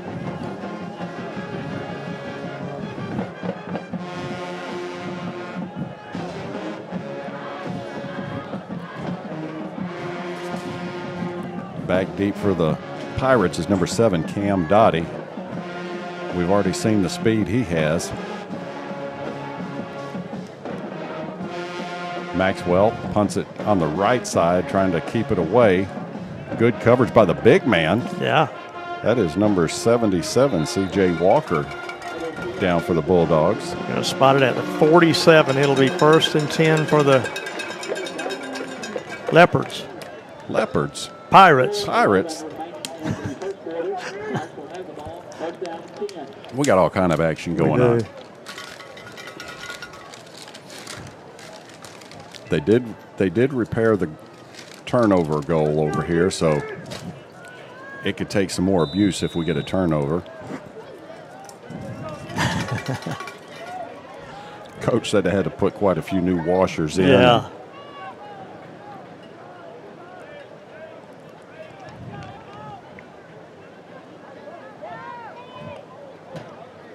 Johnson at quarterback for the Pirates. Hands off to Hall around the right side. Coben Tomlinson has him wrapped up. I'm telling you, that dude is a horse. They're going to give him 1 yard on the carry. You know, Bobby, if somebody misses him, it's going to be hard to wrap him up and get him down. Doug Thompson has some scores coming in for us real quick. It's Liberty Ilo over Bullard 6-3 in the first quarter. White Oak over Queen City 15-0. Gladewater over Spring Hill 16-0. Mount Vernon over Atlanta 8-0. Longview up on Ruston 7-0. This time out of the eye. Oh, he's met immediately. Still manages to get a couple yards. Man, he's a bull. That is Lane Hall, the workhorse so far for the Pirates. They had him in the backfield. He just made a spin move and charged forward. Be 3rd and 6. Ball is at the 49-yard line of Jefferson.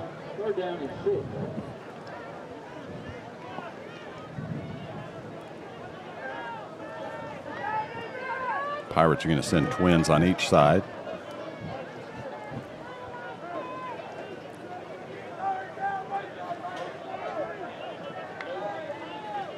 Oh, it's a fumble. We got it. Bulldogs are on it. That is Fisher Bradley. Bradley doing it again. Turnover machine. It looks like they were going to run a reverse from the slot to the wide receiver, and he just there it is. Oh, he didn't abuse the goal. That was just a light slam dunk. Coach said, take it easy on the goal. 6'3", so he's not gonna punish it. It's those short guys that can barely get over it. First turnover of the night comes at 2:47 in the first quarter.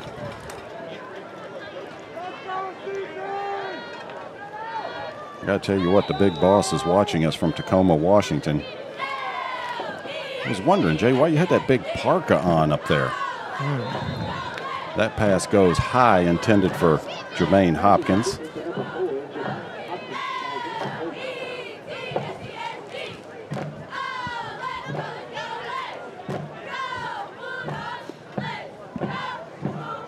That's going to bring up 2nd and 10 now for the Dogs from the 47-yard line of the Pirates. Braden Ventimiglia checks in.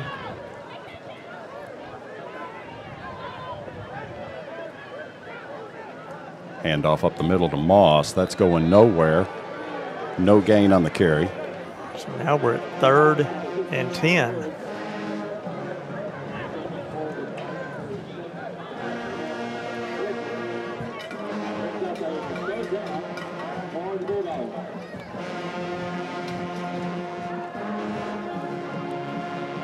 Got single coverage down here on the bottom. That's Caden Grigsby on the near side. And he could fly by him, but he pulls up. Washington's going to have to get rid of this because here comes the pressure. He's got Tigray. And he's going to go back a little bit. He's going to lose a yard, maybe 2. Yeah, he's going to lose 2 yards on that one. That's going to bring up 4th down. Man, oh man.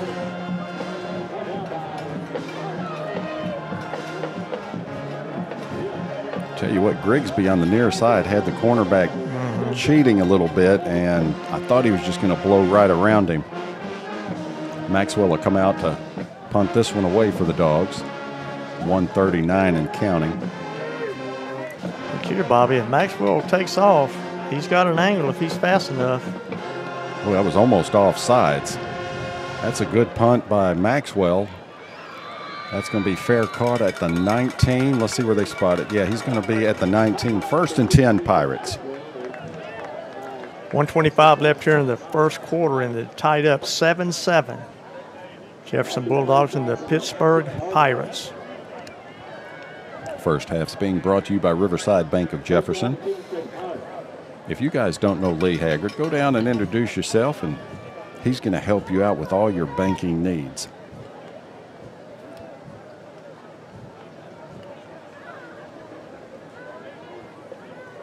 Bulldog defense coming off that last turnover. A quick 3 and out by the Bulldogs, and the Pirates have it 1st and 10. Johnson hands off to Hall once again up the middle, and they're going to give him, I don't know, maybe a yard. Fisher came through leading with that helmet, and he just stopped him right there.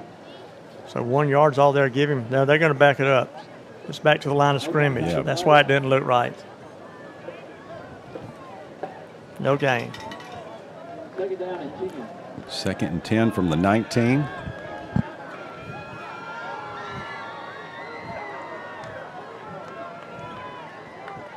Johnson looking to throw. Here comes a little bit of pressure. Going deep down the middle. He's got a man. If he can get under it, it is caught. Holy cow. And he might go the distance if Maxwell can't get to him. Oh, my goodness. 81 yards. Boy, they have got that hookup going tonight. Wow. That was 7 Duffy on the reception for the Pirates. 33 seconds left here in the first quarter, and Pirates go up 13-7. And this dude can kick an extra point. I'd be surprised if he misses one. He's probably hadn't missed one all year. Yeah, he's got a lot of power in his leg. Kick is up, and it is good. Wow. 14-7, Pittsburgh up over your Bulldogs with 33 seconds remaining here in the first quarter.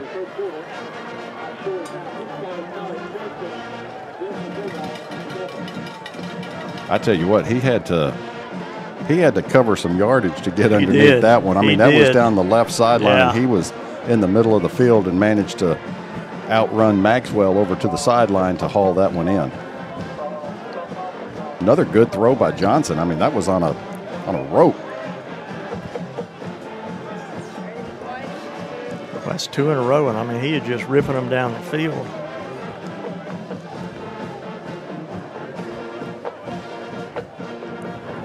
Back deep for the Bulldogs once again is T. Gray and Turkey.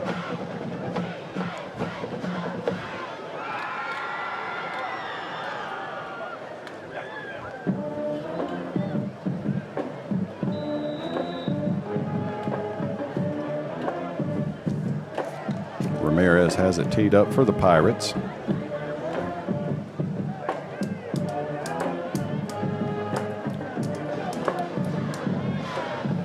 Last time Turkey took it out of the end zone, he's going to let this one go. Oh, yeah. That goes out of the back of the end zone. It'll be 1st and 10 for your Bulldogs. A few seconds left here in the first quarter. Trailing the Pirates 14-7. I'll tell you what, those receivers have some speed too, Bobby. They do. They're flying when they go down catching that ball. And he is laying it right in their hands. Last 2 drives by the Bulldogs, 3 and out. Yep. Momentum has shifted. Empty backfield.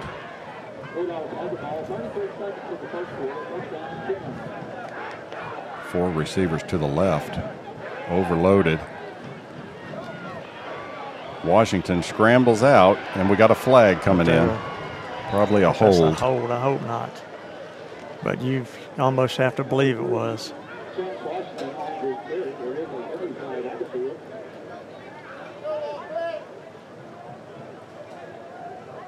Here comes the call. It's a hold against the Bulldogs. That'll back them up 10. Be 2nd and 20.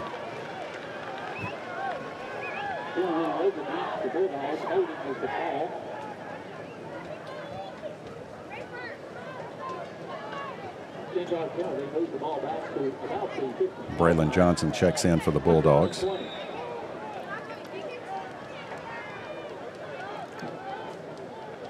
You know, that first drive, we were moving pretty good on the ground, too. Got away from it. Oh, Washington is I thought they had him. He gets out of it. Now looking to throw. Oh, he got T. Gray. My goodness. Just overthrew. Man, I thought he was going to be taken down. He did a good job to get out of that one. He did. He scrambled well. 2nd and 20 now for the Bulldogs. Boy, that man in the middle for He's a dude now, I'm telling you. He's a big boy. Number 75, Tyrell Wilson. He is a man. Oh, false start by the Bulldog. Get the ball. They blew it dead. False start. Oh, they're digging a hole here. There's a big hole, too. 2nd and 25 now for the Bulldogs. Left side moving early. 18 seconds remaining here in the first quarter. Probably that dude looks like he's about 6'3" or 6'4", and he's massive. What, 270? At least. He's taking up the whole middle of the field. Washington drops back to throw. Oh, he's got a man open in the middle, in and out of the hands of Caden Grigsby. A little bit behind him. That'll bring up 3rd and 25 now for the Bulldogs. Need to get out of there and give Maxwell a little breathing room if we have to punt. Incomplete pass stops the clock with 13 seconds remaining.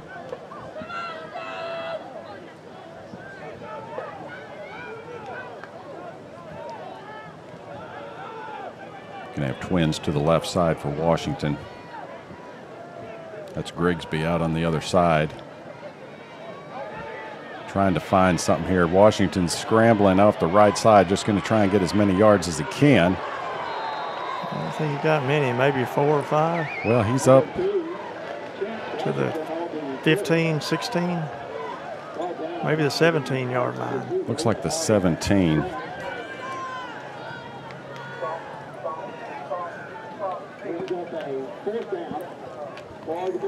Fourth and long now for the Dogs. That'll bring Maxwell out to punt this one away.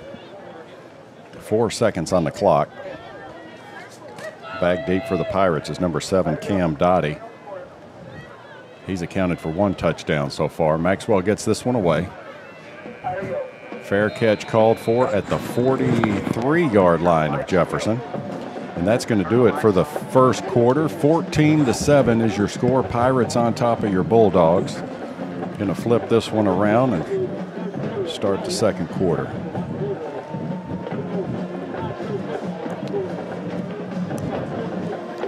Well, impressive first drive by the Bulldogs, and then net, it just kind of evaporated.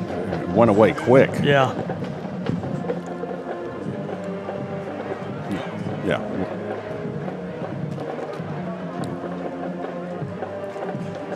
Two deep balls thrown by Cord Johnson for the Pirates. One of them going 81 yards, the other one going 46. That accounts for pretty much all their yardage. And Bobby, they were both dead in their hands. I mean, in stride. Yeah, really pretty pass from Johnson. Going to flip the chains around. 1st and 10 for the Pirates. Got the ball spotted at the 44-yard line of Jefferson.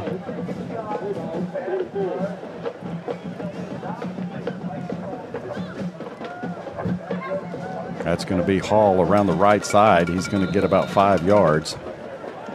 Tomlinson tripped him up. Give him 6 on the carry or 5? About 5, isn't it? 5 yards. He's got 7 carries for 28 yards so far. They've been brutal yards, too. Yeah, grinding it out mostly right up the middle. I formation for the Pirates. Oh, trying to get him to jump right there. Twins to the right. That's Hall once again. He's going to get 2 yards, I believe, on that carry. He went by Markavian Tatum, and he just grabbed him by the ankles and held on for the ride. Brings up 3rd and 3 for the Pirates. Ball just outside of the 36-yard line of the Bulldogs.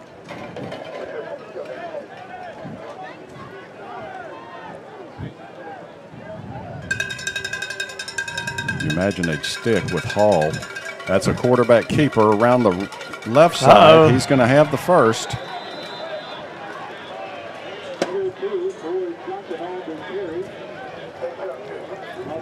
Almost 9 yards on that carry. Man, Bobby, they've just turned into a running machine now. 1st and 10 for the Pirates.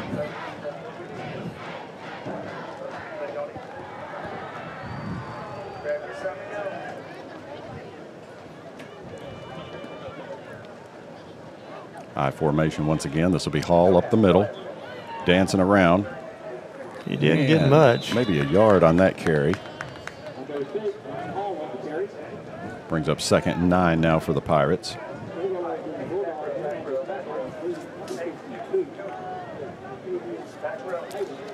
Aaron Ballard checks in. Aaron Ballard's been a beast on defense for the Bulldogs.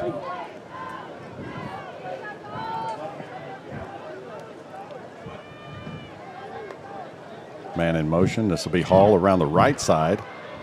Grinding his way. He's going to have the first. Boy, he's hard to bring down. Good gracious. 3 Bulldogs were on his back. That's his best run of the night.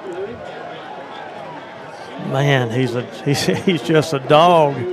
Man, you got to wrap him up by his legs. Yeah, they're fighting from up top, and he's just pushing him out of the way. You can't jump on his back and think you're going to bring him down. This is going to be 1st and goal from the 6-yard line. That'll be Hall once again. That's the way you bring him down.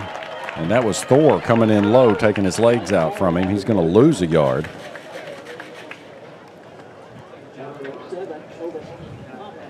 Blanton had a little bit of help there. Man, Bobby, he's just... Oh, he's a beast. As long as his legs are churning, I mean, you're not going to stop him. No. He's like a stump. Yeah.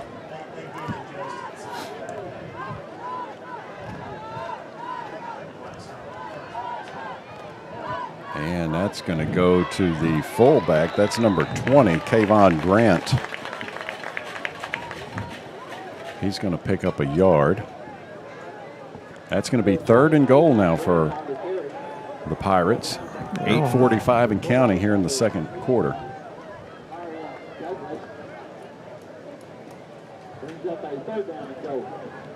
On the 7-yard line. Bulldogs need to keep them out.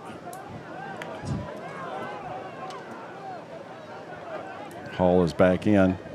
Drops back to throw. Looking. Here comes the pressure. The pass is up, and I think he caught it, but he's out of bounds. Incomplete. Intended for Hall.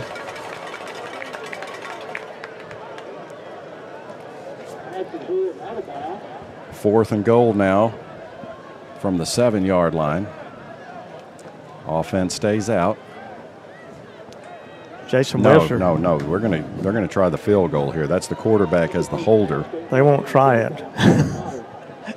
This guy is brutal. Alan Ramirez on for the field goal attempt. 22 yards. I think he missed it. He missed it left. Wow. Good job. Missed it wide to the left, so the Bulldogs will take over 1st and 10 from their own 7-yard line.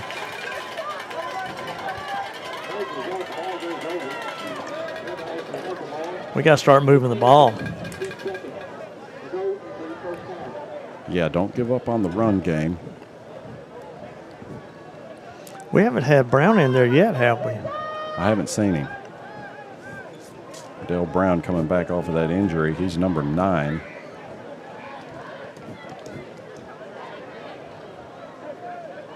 And what? They're moving it up to the 20-yard line. Did we miss a flag? They missed a field goal. Oh, okay. That's right. Turkey goes in motion. That's going to be Trey Moss trying the left side. He's going to get some decent yardage, about 5 yards.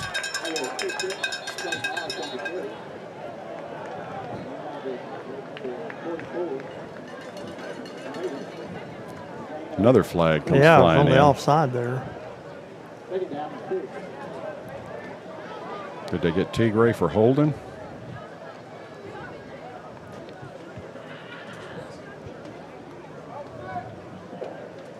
Unsportsmanlike. Yeah, it's going to go against the Bulldogs. Oh, man.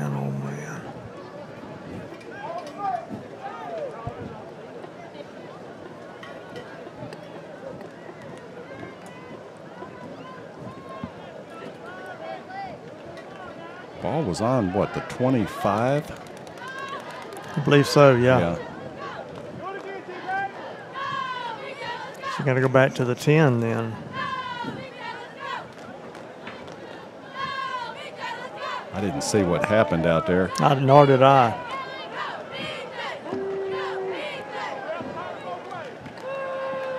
Now they got it marked at the 15. 7:58 left in the first half, and Bulldogs trailing 14-7. So that's going to bring up 2nd and 15 now for the Bulldogs. Twins to the right for Washington.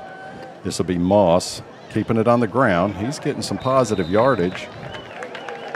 About 8 yards on the carry. Brings up spotted on the 23. 3rd and 8 now for the Bulldogs after that penalty.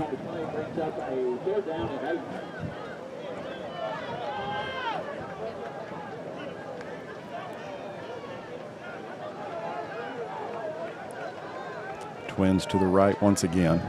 Washington drops back to throw, looking. He's got a man in the flat. That's Turkey. It's complete. First down across the 40 to the 45. Pushed out about midfield. Yep.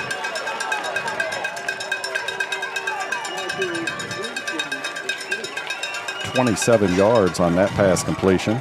Inside Bulldog territory to their own. That's Pirate 48-yard line. This will go to Moss up the middle, getting positive yardage. There you go. Down to the 41-yard line. That's 7 yards on that carry. Moving fast here. Once again, Dale Brown up the middle. They're going to give him 1 yard. It's Trey Moss on the carry, number 15. Yes.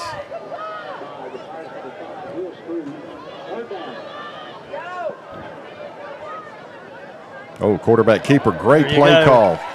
Washington keeps it himself. He'll have the first down. And then some. Like they're going to spot it at about the 22. We'll know here in a moment. First and 10 Bulldogs. They're going to bring it up to 25. 25-yard line. There you go. Washington hands off to Moss. Grinding it out. Good. Another 5 yards on the carry. Trey Moss had that ball wrapped up. This offense moving fast. Washington looking to throw. And he's going to be brought down. He's going to lose 2 on that one. Will Strube came in from behind and tripped him up. 3rd and 8 now for the Bulldogs. 6 minutes remaining here in the first half.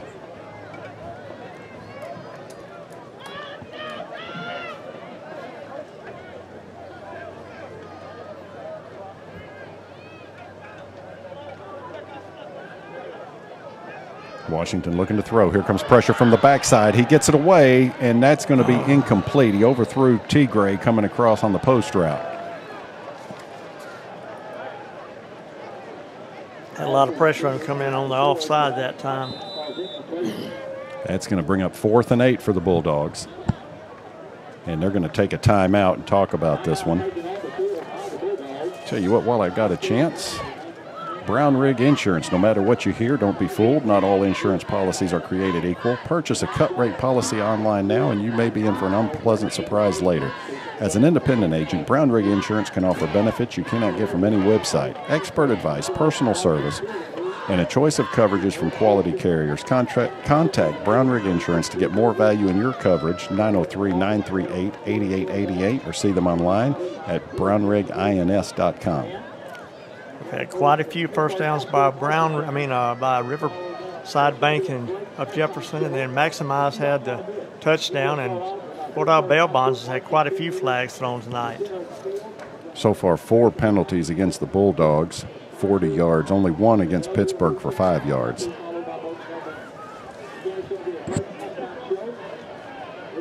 And we got a new advertiser this week. We'll get into that here in just a second. So 4th and 8 for the Bulldogs. The offense is on the field. Twins to the left. Moss is in the backfield with Washington. T-Gray split to the right by himself.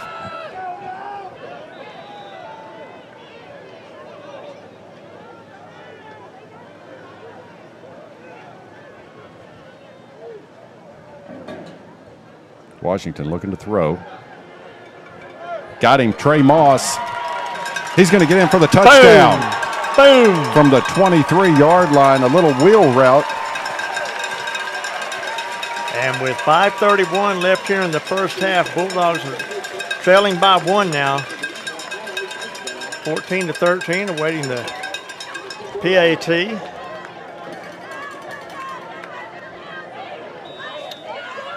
Ethan Maxwell is your kicker. Coben Tomlinson is the holder. Deep snapper is 77, C.J. Walker. High snap, the kick is up. I think he missed it to the right. Yeah, wide right. 14-13 is the score. Pirates keep the lead.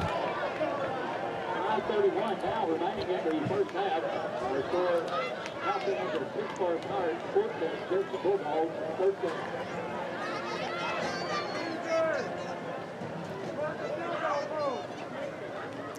Jay Patrick is watching from Tacoma, Washington. Got some more scores coming in. Liberty Ilo takes the lead against Bullard 12-3, 21-0 White Oak over Queen City, 16-0 Gladewater on top of Spring Hill. It is Mount Vernon on top of Atlanta 8-6, and Ruston takes the lead over Longview 8-7. I know, Brad Smith, I'm struggling. So, can you read that? Let me read it. I barely can see it. It's a line glasses there. on. Yeah. Jefferson, there's a brand new studio in town, Studio 413 at 107 West Lafayette Street. Your hometown spot for dance, tumbling, and adult fitness with classes from pre-K beginners to advanced teens. That kick will be taken about the 10-yard line. Still on his feet across the 30. Down to the 31-yard line. This dance studio even offers boys ninja classes. Ned? 17 went down. He's hopping. He crawled over to the sidelines. Ninja classes. Ninja classes. Didn't you? You're a third-degree ninja? Or did you go fourth? 12th. Okay. At Studio 413, we're Bulldogs through and through. We love our team, we love our town, and we're proud to give back to the community we call home. And it's not just for kids. We also offer women's fitness classes from beginners to seniors. Follow us on Facebook for more deals and upcoming events. Studio 413, Dance, Tumble, and Fitness. Misty Randolph and Alicia Smith. This is going to go up the middle. That's Hall. Tomlinson came in from behind. That's what we needed right there. No gain on the carry. Cohen came flying in from that left side.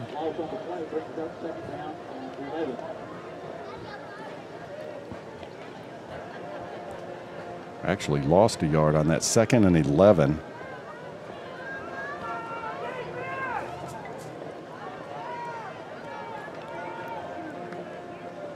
Johnson looking to throw. He's going to go deep down the right side. He's got a man. Oh, it's caught, but I think he's out of bounds. Out of bounds. Incomplete. Woo. He was open there for a second. I'll tell you what, Vontae Black was with him as fast as he could, but the receiver was about 18 inches taller than Vontae. That's going to bring up 3rd and 11 for the Pirates. 4:44 left here in the first half. Bulldogs trailing by 1, 14-13. Cord Johnson, the senior quarterback for the Pirates, is in the gun. Twins to the left. Almost a false start. That's going to go to Hall over the right side. He's not going to get it. He's going to get about 4 yards. Thor got him again. So it's going to bring up 4th and 8 now. Yeah, it'll bring out the punt team for the Pirates. Number 8, Kevin Johnson, is back deep for Pittsburgh to handle the punt.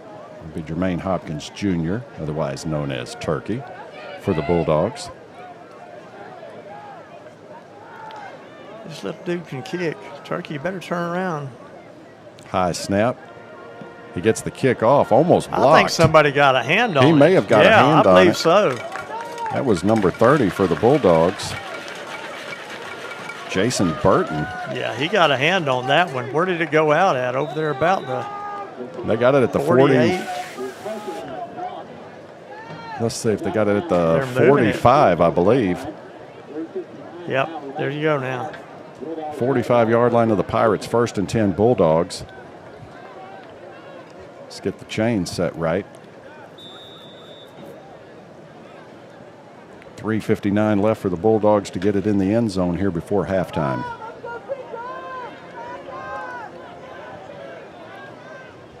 Washington hands off up the middle to Moss. Positive yardage once again. He's going to get 6 on the carry. Man, Moss just finds a little gap and shoots through it. He's got 13 carries for 59 yards so far. 2nd and 4 for the Dogs. Moss once again.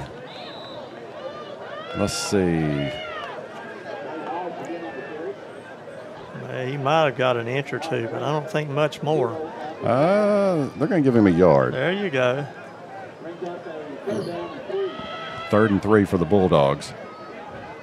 Washington looking to throw. Here comes pressure. He's got a man. That's Turkey. It's going to be almost picked off. Just threw that one just a hair late.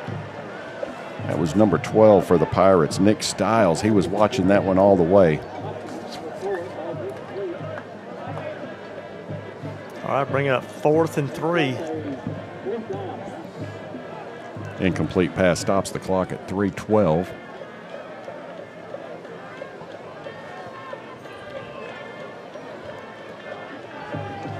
Moss has been getting 4 or 5 yards a carry. You almost want to go back to him. Looking for Moss. He's got pressure coming behind him. He's got to throw it. There it is. Oh, the interference. Oh, yes, There's sir. the interference. Yes, sir. And look on the other side. He pulled his helmet off. Holy cow. That's a 15-yarder. We've got two penalties coming here. One for interference, and I don't know if they'll call that a face mask or. Marion Douglas had his helmet snatched off his head. Either way, it should be a first down for the Bulldogs. Those first downs brought to you by Riverside Bank. Penalty flags brought to you by Bulldog Bail Bonds. We're going to get both of those. We're going to have to sort this one out. I mean, that should be a 15-yarder across the way. Oh, no doubt. And he's standing on the 30.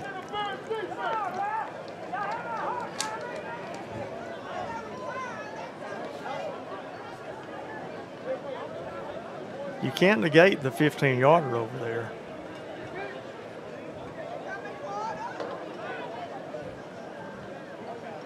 Waiting for him to sort it out.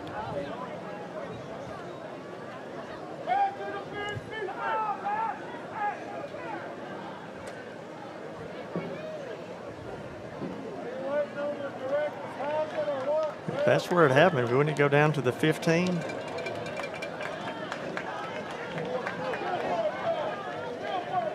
Is that what they call it? Holding? I don't know if he. No, we're down to the 10. We're going to the 15-yard line. He's got it spotted at the 10. That's 15 yards from where that happened, so that's right. It'll be 1st and goal Bulldogs from the 10.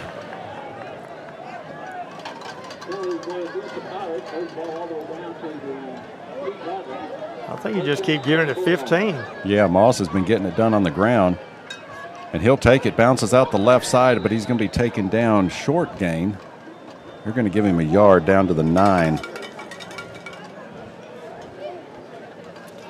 He was someone bounced into him and knocked his footing down. 2nd and goal for the Dogs. Washington looking to throw. He throws. That's Turkey. Touchdown. Turkey doing the trot. And the Bulldogs go up with 2:32 left in the first half. Waiting the PAT, you're at 19-14, awaiting the PAT. And they may go for 2 here, Bobby. Yeah, that'd be the smart thing after that missed PAT on the last one.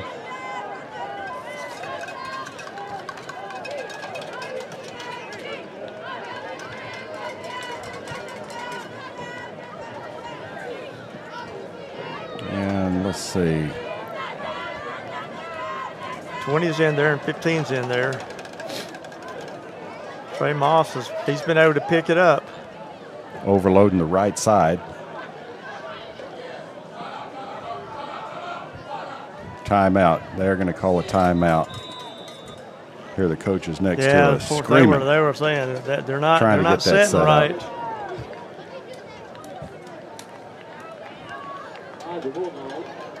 So Hopkins running a little out route, in and out. Got open. Washington just laid it in there for him. Great pass.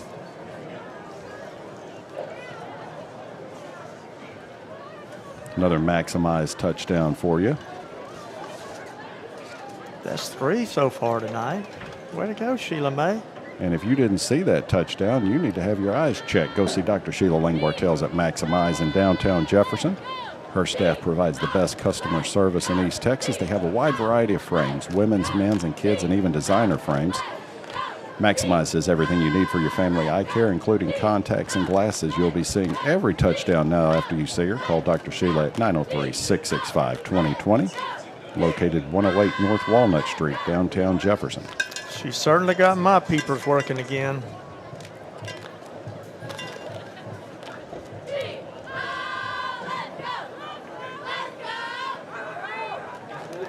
Dogs come back out after the timeout trying to get this alignment right. Very important two-point conversion try here. You got Turkey and Tigray over on the left side there.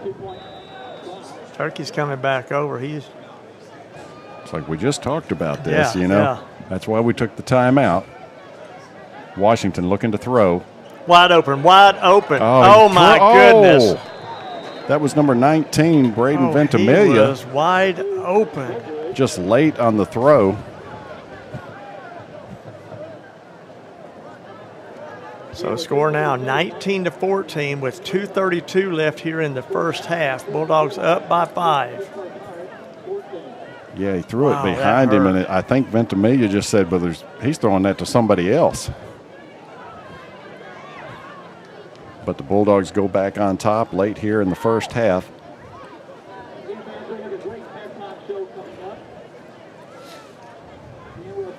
All of the Pirate points coming through the air. 2 big pass plays, and that's all they've had. But grinding it out from the big man on the ground. That's Lane Hall, the senior running back for the Pirates. How many yards does he have, Bobby? He's sitting at 13 carries, 52 yards. So that's 4 yards a shot.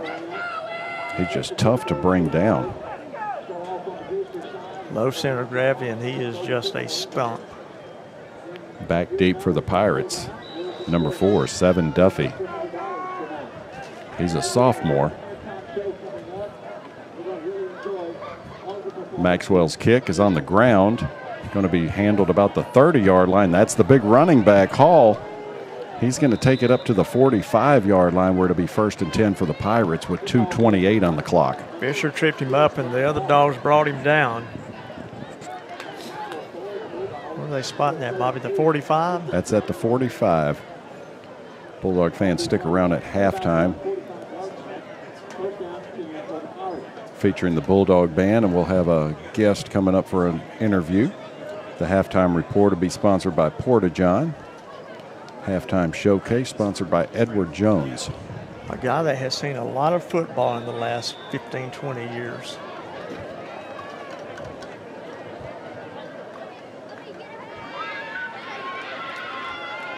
All right, 1st and 10 for the Pirates, 2:28.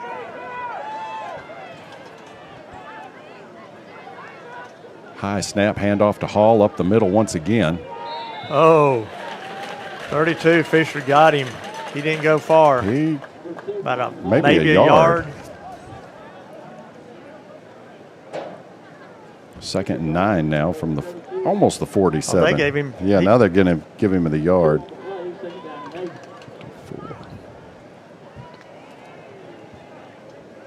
About 2nd and 8 now from the Pirate 47, just shy of the 47-yard line. Coach just called timeout.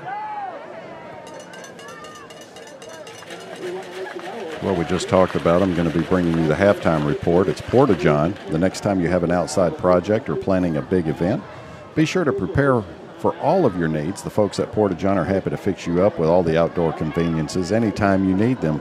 Porta John has everything from simple portable restrooms to handicapped accessible facilities and hand wash stations. They can even provide air-conditioned or heated restroom trailers for your next big event. Give them a call at 903-665-7449 or go online to portajohn.com. Porta John, where service makes the difference. Porta John always proudly supports the Bulldogs and the JHS Strutters. Bobby, they've been donating one of those Porta Johns to the park down there for, gosh, we're talking 20-plus years. 2nd and 8 now for the Pirates. Johnson, quarterback keeper around the right side. He's going to get it across midfield to the Bulldog 49, gain of 4 yards. That keeps the clock running down to 1:45. 3rd and a long 3. Johnson, quick pass in the flat. It's complete. He'll have the first down. That's complete to number 7, Cam Dottie. Going to move the chains. Spotted at the 42-yard line. $1:35 left here on the clock.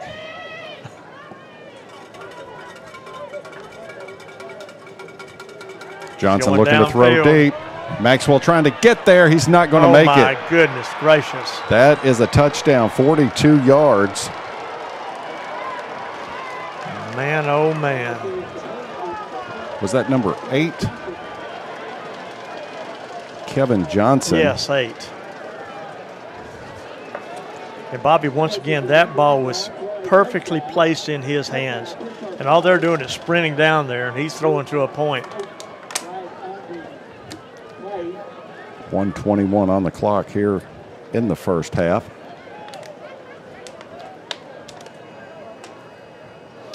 That'll make it 20. They've not signaled a touchdown yet. What's going on over there? They've got it. Got a flag? Maybe it was after the play.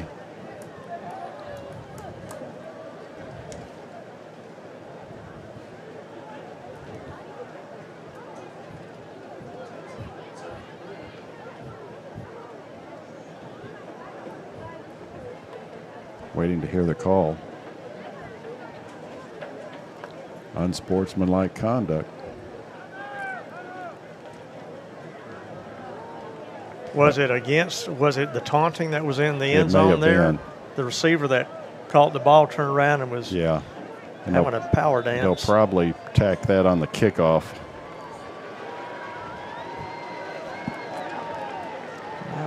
So 1:21 left on the clock here. 20-19 is the score.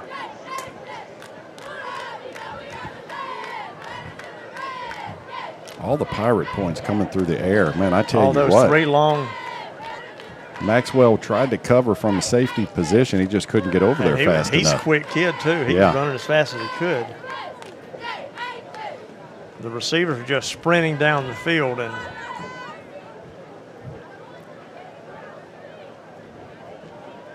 they've got some speed as well. Yeah, they do.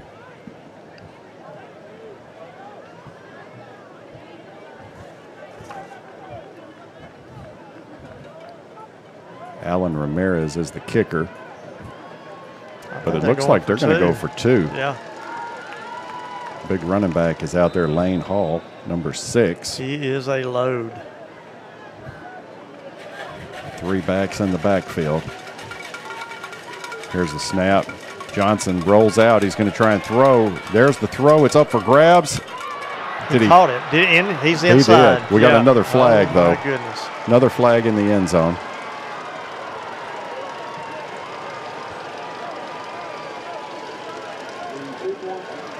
I think he's waving that one off. Holding Bulldogs. Yep. So that'll stand.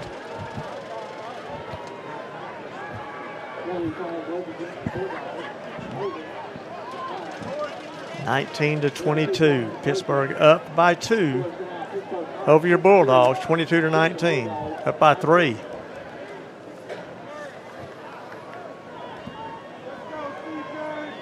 .121 for the Bulldogs is plenty of time to get it down there in the end zone. Boy, the fans from Pittsburgh they have pretty much filled the stadium over there. Now let's go back to that unsportsmanlike and see if they step this off on the kickoff.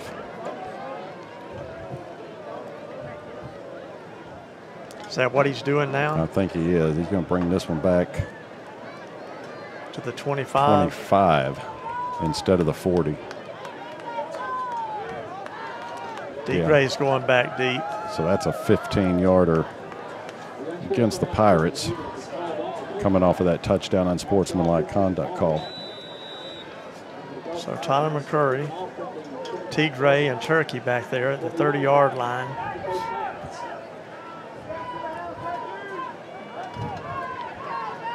They could back up another 10 yards because this dude can kick a ball. Alan Ramirez. Here comes the kick. Little pooch. Low squib kick. It'll be caught about the 25, handled by T. Gray. Dancing around. He gets it across the 40, across the 45, still going. Still moving to the 50. Across the 49, midfield. the 48. They have not blown it dead, and he finally comes down about the 45. I think they're going to get him at the 47. Yeah, marked at the 47. Good return by T. Gray. And a cadre of helpers.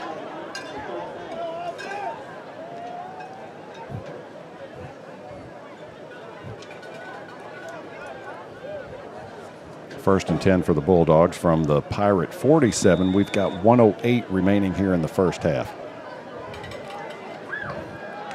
Bob, you think they might bring Dale Brown out in the second half? Another look, different type back? Maybe. This will go to Moss. He'll get 2 yards down to the 45-yard line. 16 carries for 63 yards in the first half for Moss. 58 seconds and ticking.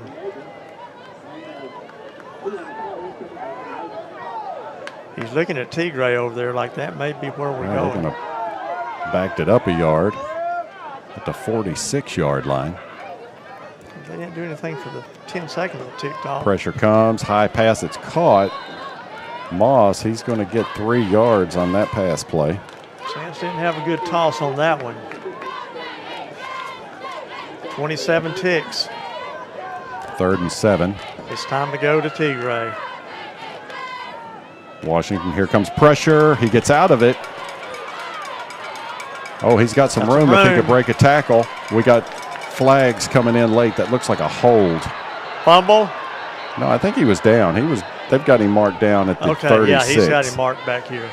But this is going to be a hold. That flag sitting at the 47-yard line. 10 seconds left on the clock, so we'll probably take a knee and just be done with it. I don't know, he may take a shot downfield. I think they called that on 57, Keelan Williams, as Washington ran by.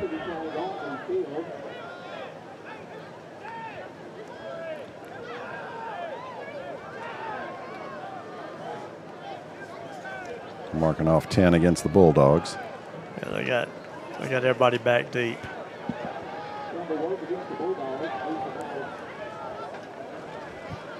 Third and 17, 16. We got trips on the offside. That's going to be Turkey going to look to throw back to Washington across the field. He catches it. He's got blockers out front. Dancing around. He's got the first. His time's expired. It's over.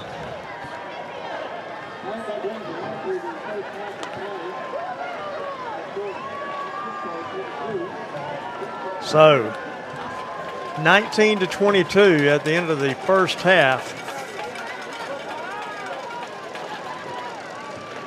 And Bobby, this has been a knuckle buster here. We got 2 guys down on the field down there. 1 anyway. Who is that? Yeah, I think that's Turkey. That's about where he went out of bounds. No, it's not Turkey. It's not? Is it 3? Yeah, that's Washington. Chance. Well, we need him up and moving around. He got rattled a little bit. I think he'll be okay. So Bulldog fans score at halftime. Bulldogs 19. Pirates 22. While let's see. Where is our band at? Oh, they're on the other side. Yeah. So real quick, through the first half, Trey Moss, 16 carries for 63 yards. Chance Washington, 5 carries for 52 yards. Washington scored on a 1-yard run to open it up. And then through the air, Washington to Trey Moss, 23 yards. And then Washington to Jermaine Hopkins Jr. gives us 19 points. We had the missed extra point. And everything through the air for the Pirates. It is 4 passes, one going 46, another 81, 23, and a 42-yarder. Wow. That's 200 yards of passing. The big man, that's going to be Lane Hall for Pittsburgh, has 14 carries for 59 yards.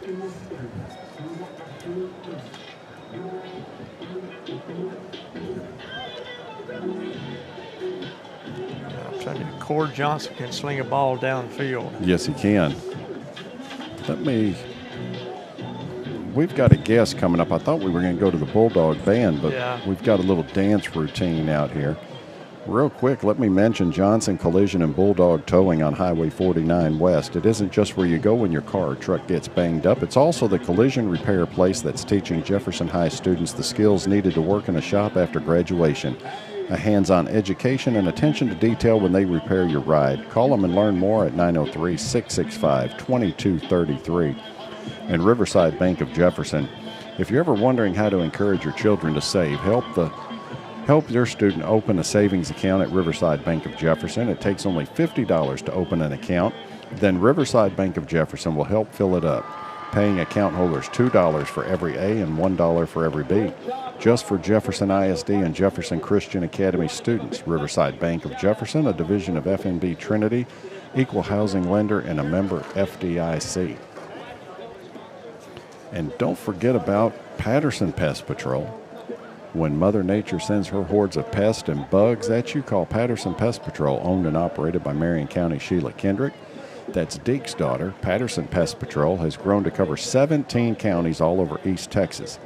Ned, 17 counties, that's 17. A lot of bugs. That is a lot of bugs. We had that many in one night. Man, I tell you what, her staff knows the roads around here. If you got fleas, termites, rodents, bed bugs, Patterson Pest Patrol puts the cuffs on pests so you can rest. Call Sheila and her crew at 903-799-9138. Now the Jefferson Band is getting set up there. And we'll be bringing you that Bulldog Band. And then once they're done, we're going to have a guest up here in the booth with us. I tell you what, Ned, let's take it over to John, and Ned will carry us into halftime show and your Jefferson Bulldog Band.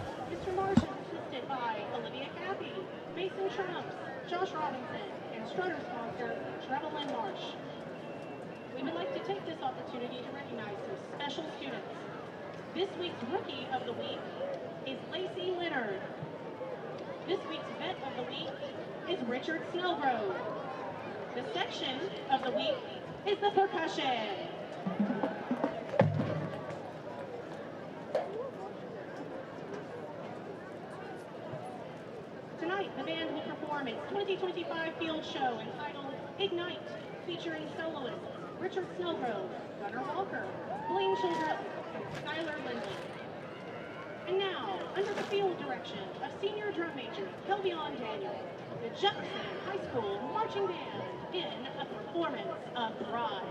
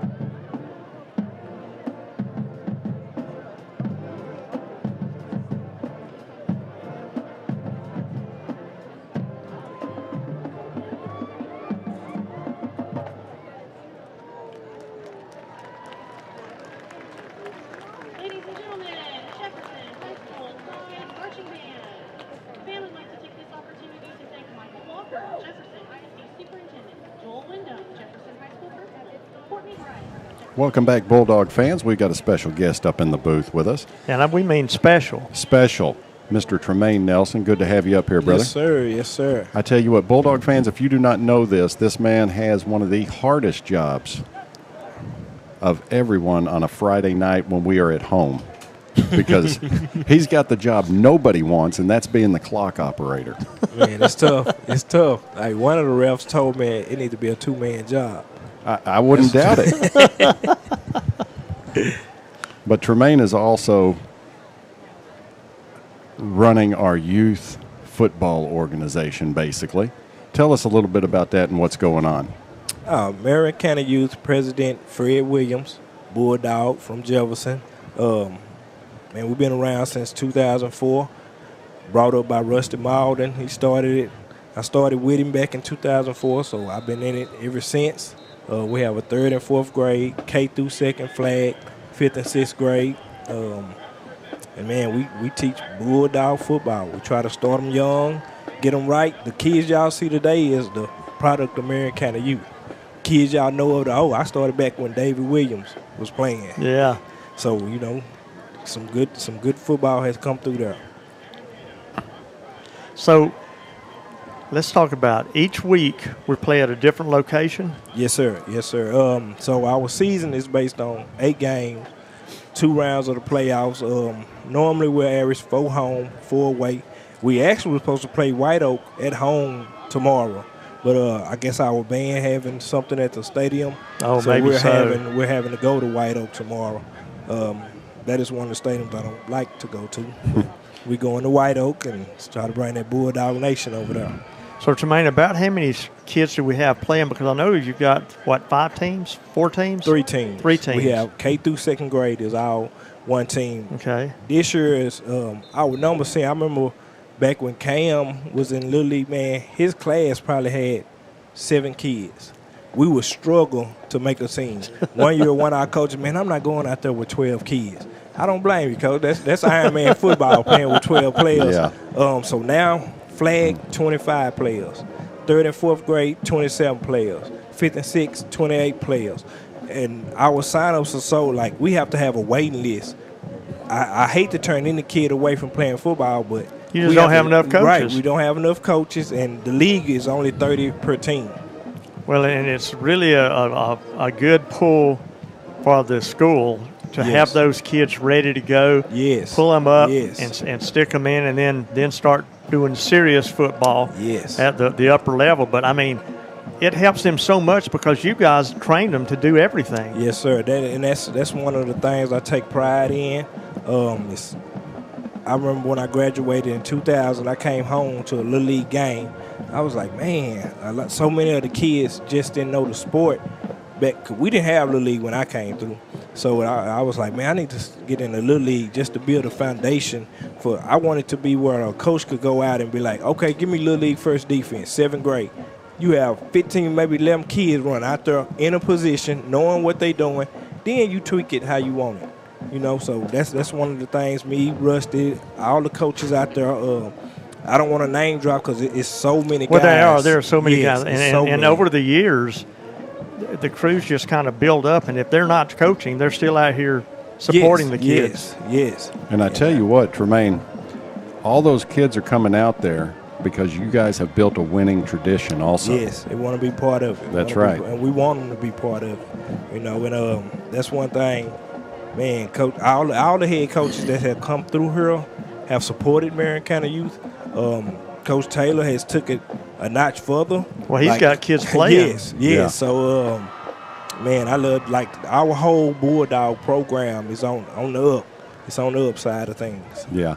Bulldog fans, it's usually Saturday mornings, right? Yeah, Saturday morning. So I have long Friday nights, early Saturday mornings. Early Saturday Especially mornings. when we're in away game. Yeah, Newton was home. Yeah, my Newton, gosh. So me, like I tell my team, we play at 9 o'clock.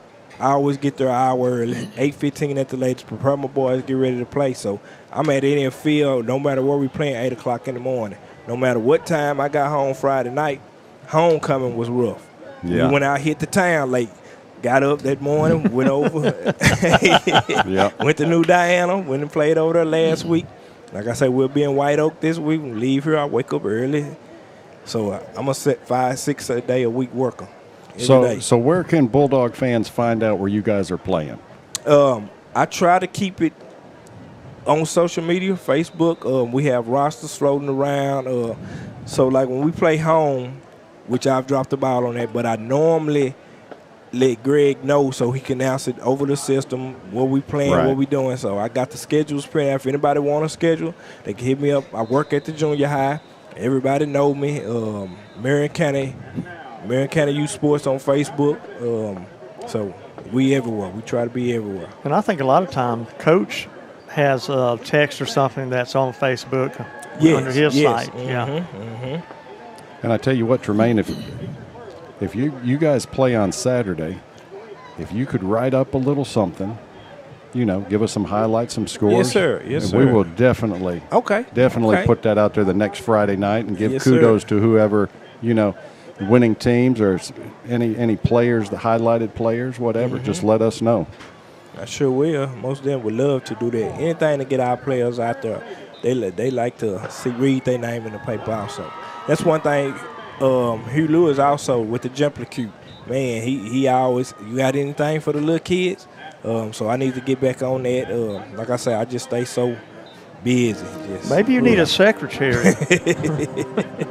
My wife don't like. I was going to say, Mama's not going to vote for anything else. During football season, she called me Mr. Grumpy. I'm a totally different person.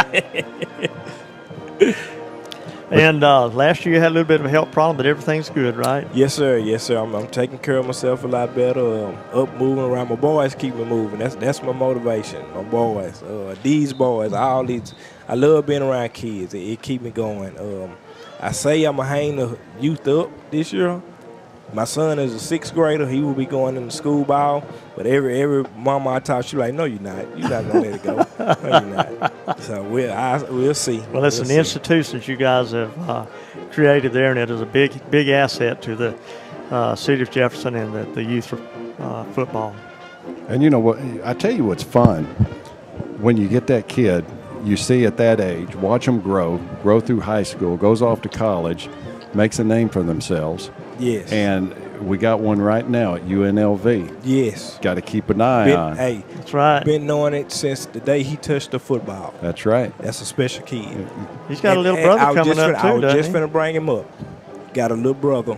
He's a special kid. The day TQ Jackson touched the field. That's a special kid. Yeah. Like, you could see it. Like, we got a couple of them out there sprinkling in right now on each level. Hey, they special. They something nice. Well, give me some names. Who you got? Give me someone to watch for. Well, on the 5th and 6th, you got Corbin Wilson, which is Lil Cam Williams. You got Jaquan King. He's a dog now.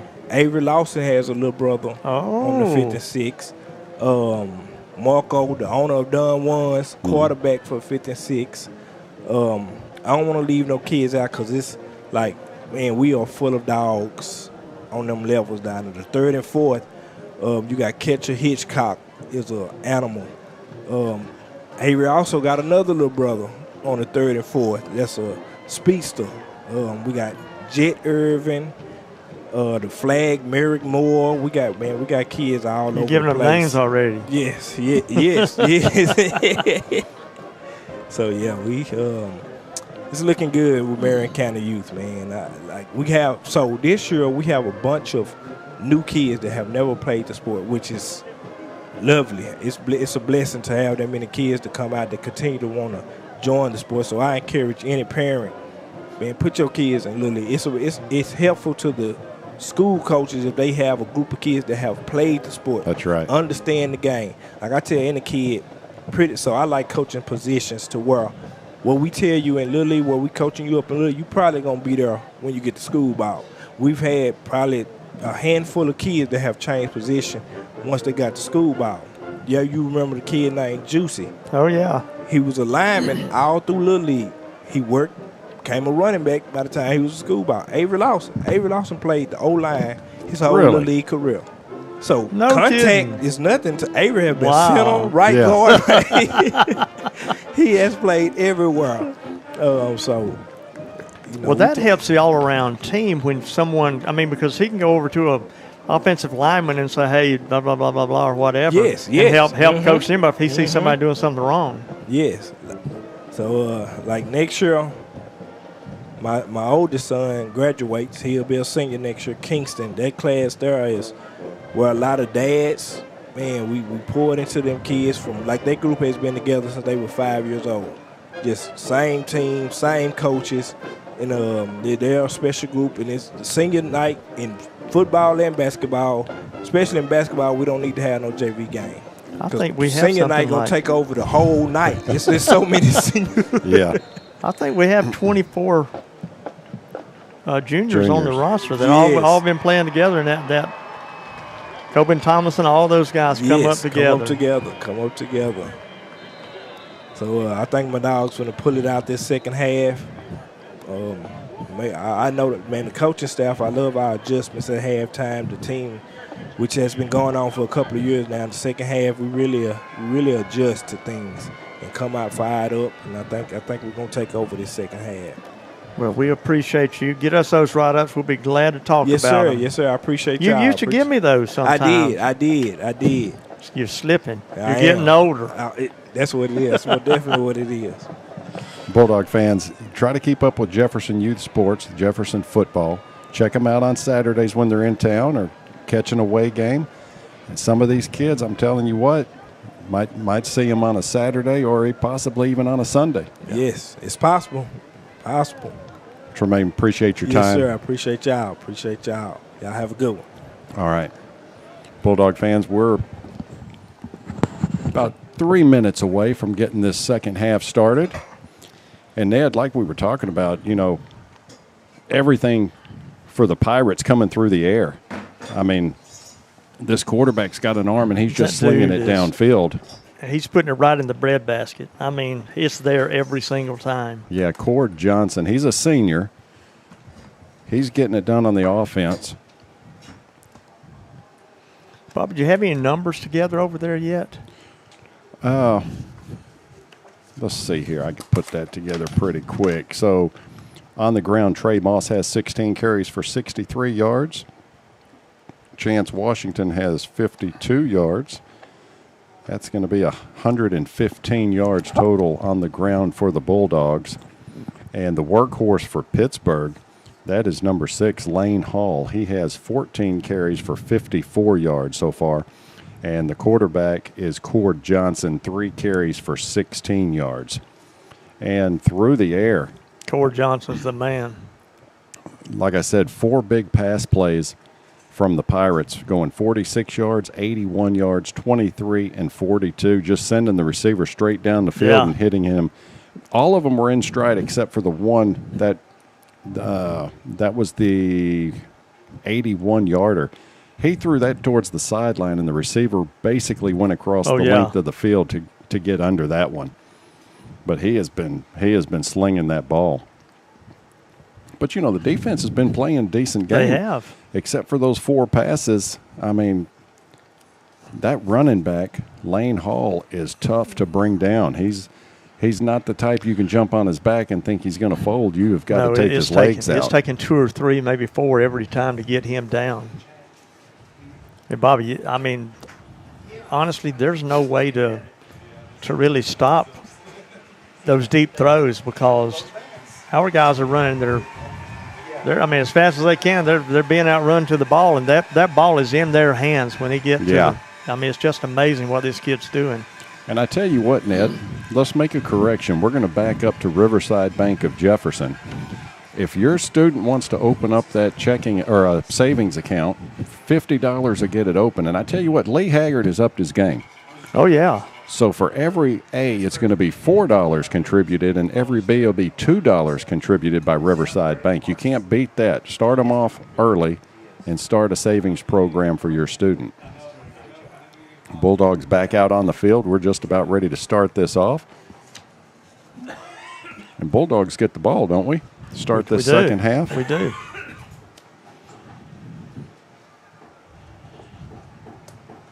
I'm going to try and get these yardages added up through the air for Chance Washington.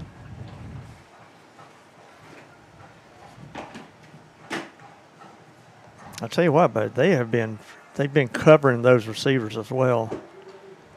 They've done a heck of a job. They've got a lot of speed in the backfield like we do.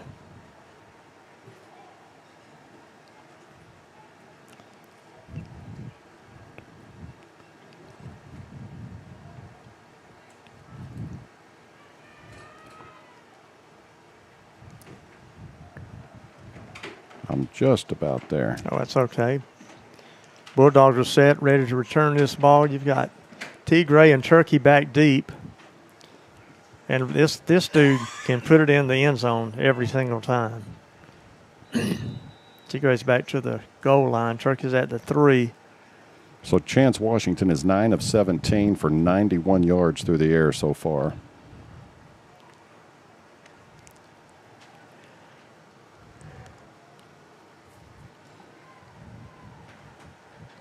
That is Ramirez going to kick it off deep, and that will go deep into the end zone. Bulldogs will take this one out and be 1st and 10.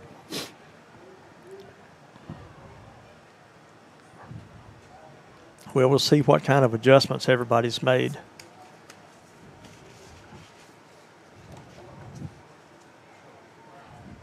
Trey Moss has been doing a great job on the ground, just gaining yardage when he needs it, 4 or 5 yards a carry. 1st and 10 from the 25. Something with the small screen?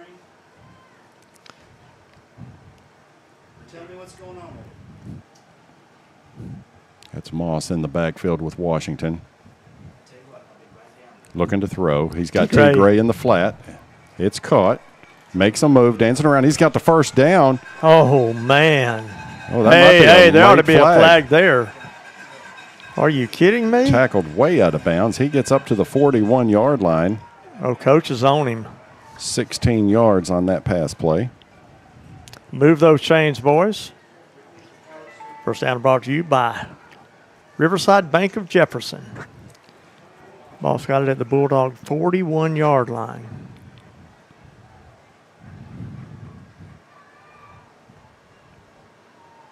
Washington looking to throw once again. Here comes pressure. He gets out of it. He's got some room to run. He's right at the first down. I think he got the first down by a yard. Did. They've got him 48-yard line, 47? 47. The marker was at the 49. Now they're going to back it up a little bit. 48.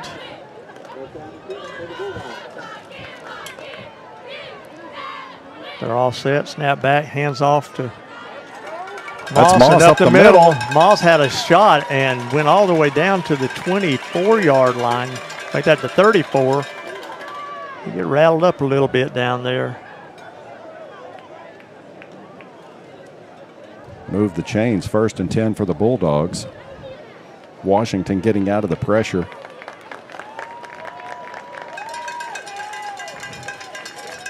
Moss is going to come out for a play. We might not see Dale Brown tonight. Demetrius Carr comes in to replace Moss. That was good. Good run by Trey. 1st and 10. Washington looking to throw once again. He's got T. Gray in the flat across the 30 to the 25. Spins down to the 20. That'll be a gain of 15 for T. Gray. Move those chains, boys. First down brought to you by Riverside Bank of Jefferson. Hurry up offense. They're set, ready to go. That's Carr up the middle. He's a slippery running back. Great speed. He's going to get 5.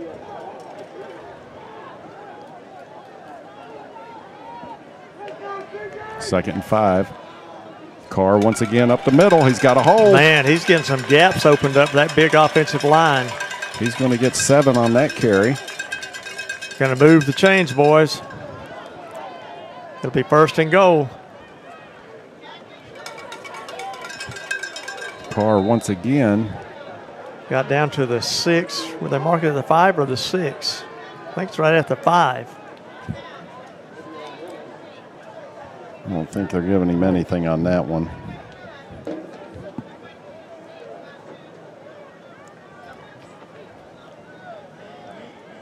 Second and goal. Washington looking to throw. He's got it complete. Touchdown. Number 16, Demetrius Carr. Carr, that baby walked it all the way down and into the end zone. 10:28 left here in the third quarter, and the Bulldogs go up 25-22, awaiting the PAT, or will we go for two? We're going for one.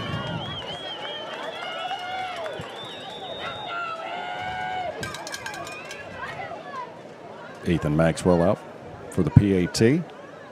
Oh, that's going to be. Uh-oh. Is that against us or them? I think it's offsides. No, false start. Yeah. Going to move it back 5, make it a little tougher for Maxwell.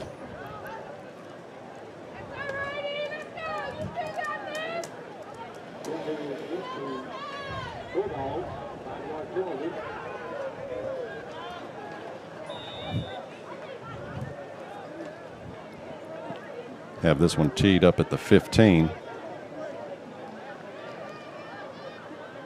Snap is down, kick is up. I think wide right. Missed it to the right. Wide right. So 25-22, 10:28 left here in the third quarter. Bulldogs up by 3.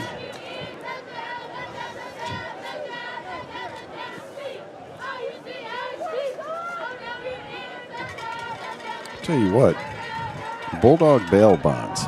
Oh, yeah. Have you made a mistake or had a penalty flag thrown on you in the game of life? If so, call the guys at Bulldog Bail Bonds. Locally owned and providing fast service.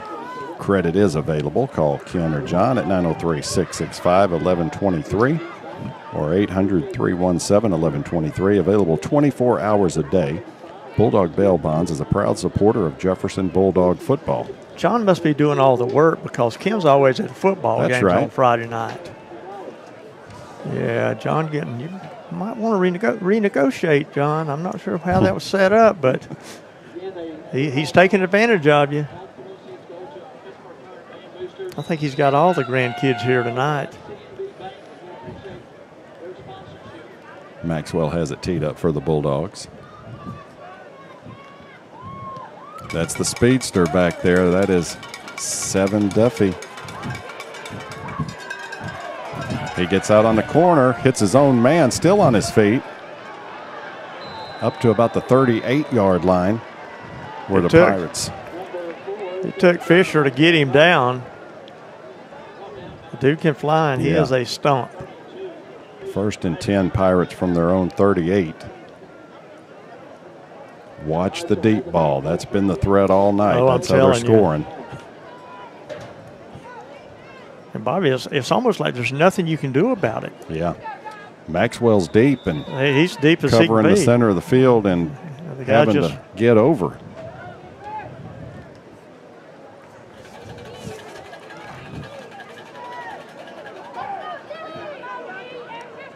Lane Hall is the running back. Johnson to throw. He's got a man in the flat. It is complete. That is number 7, Cam Dottie. Caden Perry saved that one. 18 yards on that pass play.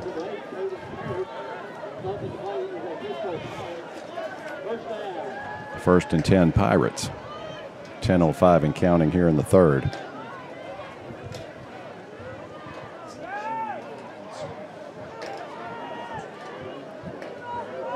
Yeah, they're going to run, I believe. I don't know. You got trips on the other side. Far side. Johnson throws. Screen out on the side. And he's going to get a couple out of that one. Marion Douglas on the tackle. So it's going to bring up 2nd and 6 now.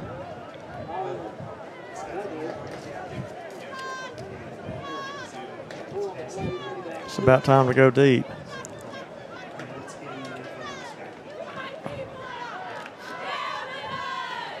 J.J. Singleton checking in.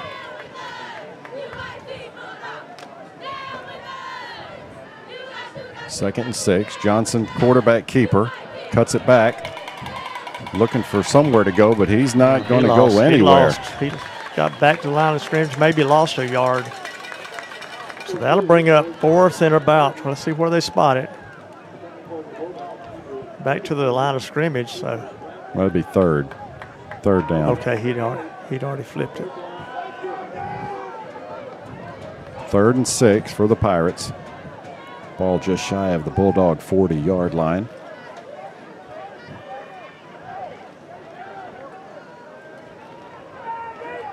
It's going to go empty back set. Trips left.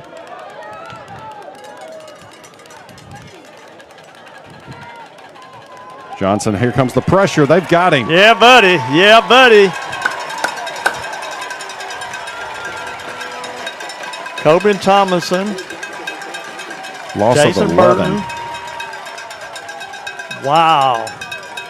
That was the time you needed that sack. It was. 4th and forever now for the Pirates. That'll bring out the punt team. That is number 8, Kevin Johnson, to punt this one away for the Pirates. Back deep for the Bulldogs, Lamarian Douglas. Got a flag, a false start. That'll move it back 5 more. There you go. Might have rattled that cage a little bit, Bobby. Yep. Sitting at 7:49 here in the 3rd quarter. Might be time to bring a little pressure right here. Pressure coming off the, almost blocked it.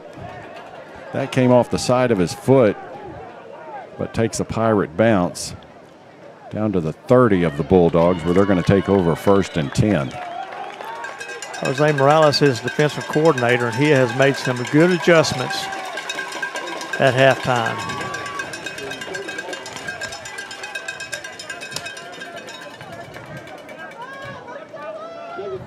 Bulldogs coming off a decent drive. Start the second half. See what they could put together here. They're going to start at their own 30-yard line. 7:37 left here in the 3rd quarter. This is a knuckle buster. Bulldogs up by 3, 25-22. Trips to the near side. Washington to throw.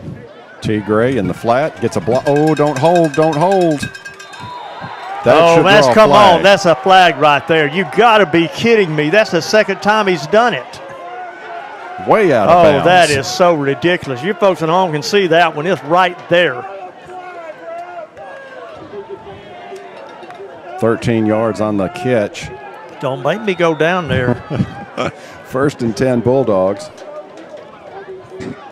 Staying in the 3-receiver set. Washington keeps it himself around the left side. He's up to the 45-yard line. He picked up about 3 yards. Man, you got to throw the flag on that. And that's the 2nd time right there, right in front of us. I mean, they were across the white line down there. Brings up 2nd and 7 now for the Bulldogs. Ball's at the 45-yard line.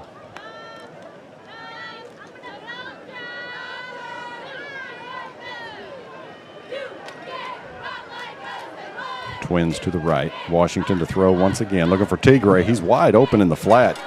Up to the 50. He'll have the 1st down. Makes a move across the 40. Man, that dude is slick. That dude is slick. Move those chains, boys. 20 yards on that pass play. Riverside Bank of Jefferson 1st down.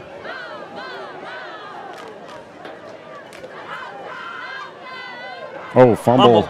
Washington keeps it himself. He's lucky to get that one back. He's going to take a loss of 3 on that one. It hit him in the hands, and he was looking up. That'll bring up 2nd and 13 now for the Bulldogs. Washington to throw. He's got Moss in the flat. He can't get out of that tackle. They're going to give him a yard on that one. That'll be about it, too.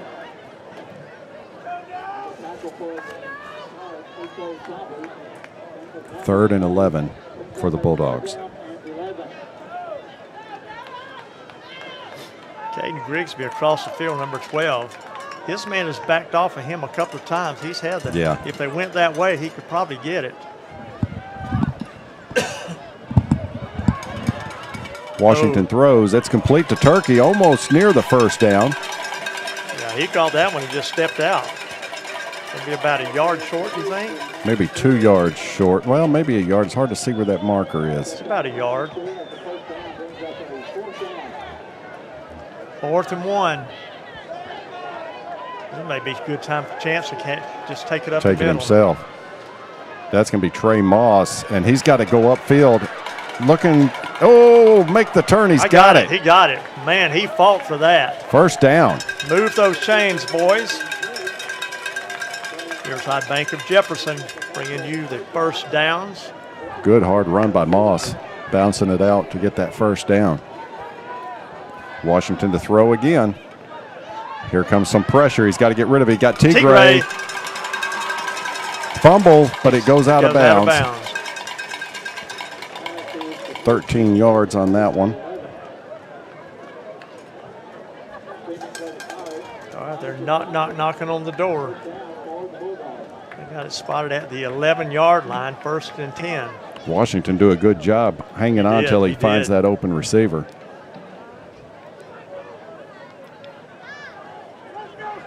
I got it spotted at the 11-yard line. There's nobody on Tigray. Look at him. He's wide open. Wide open. Hitting. Wide open. Got him. Boom. 11-yard touchdown. Man, I mean, how could they not see that? Chance, good pass. Tigray, great catch. Bulldogs going up.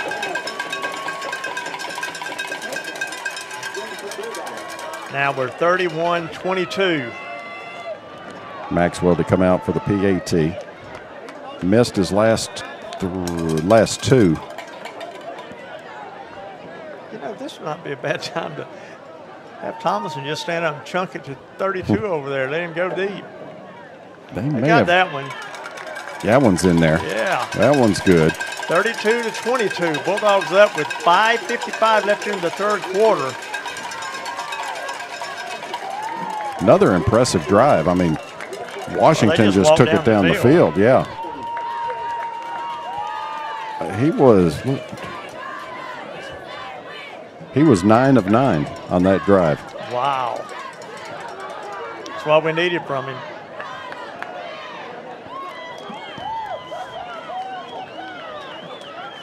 Let's see, make sure C.J. Walker down there getting everybody fired up on the offensive line.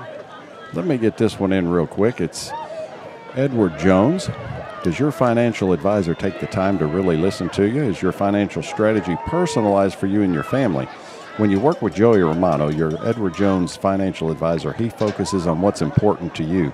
You'll work together and use an established process to create a personalized financial strategy backed by the advice, tools, and resources to help you reach your goals.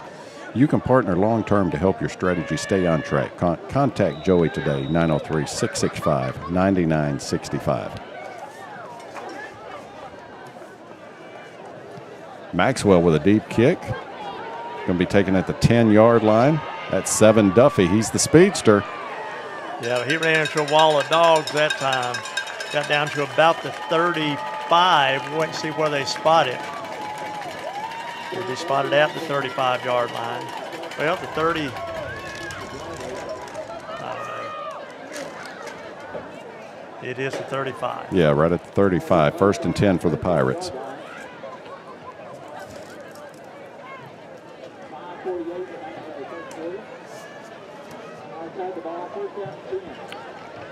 All the scoring in the second half has been all Bulldogs. I want to keep it that way too, Bobby. Defense stepped up on the last drive with a huge sack.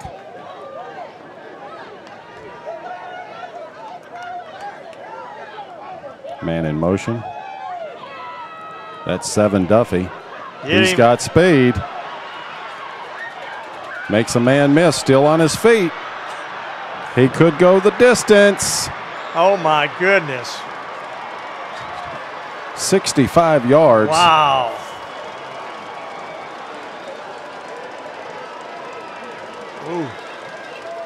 That one hurt. That one hurt.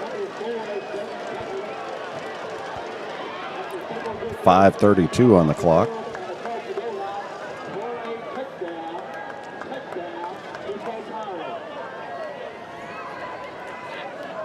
Seven Duffy, just a sophomore, and he has got some wheels on him.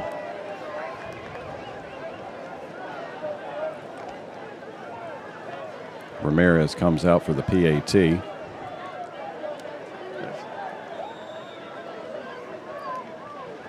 This guy's just automatic. Miss it. That kick is up, and it is good. I bet they didn't miss many this year. So the News Titans, 32-29, 5:32 left here in the third quarter. We've got a fist fight. Yeah, this is going back and forth. Yeah. Both offenses getting it done.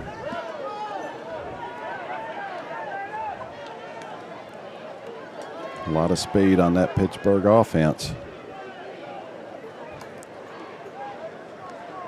And that kid was just sophomore. He's just a sophomore. I'll tell you what, come around on that jet sweep, and he made a couple moves, made a couple defenders miss, and he takes it to the house.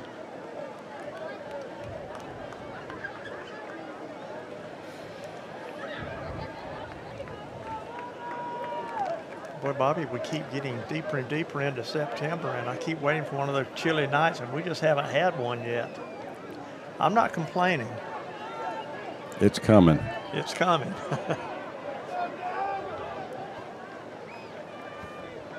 T. Gray and Lamarion Douglas back for the Bulldogs.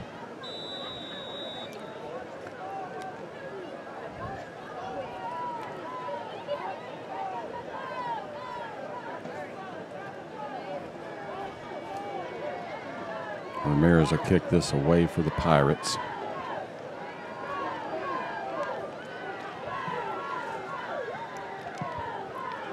Deep kick down the middle. And they'll let that one go into the end zone. It'll be 1st and 10 Bulldogs from the 25.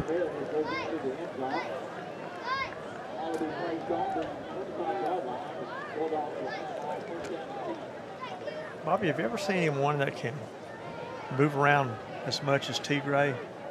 I mean, just slides, and it's hard to explain. He has a good field awareness to find the open spot. And then once he catches the ball, the yards after the catch, just making moves and spinning out of defenders' grasp for the extra yardage.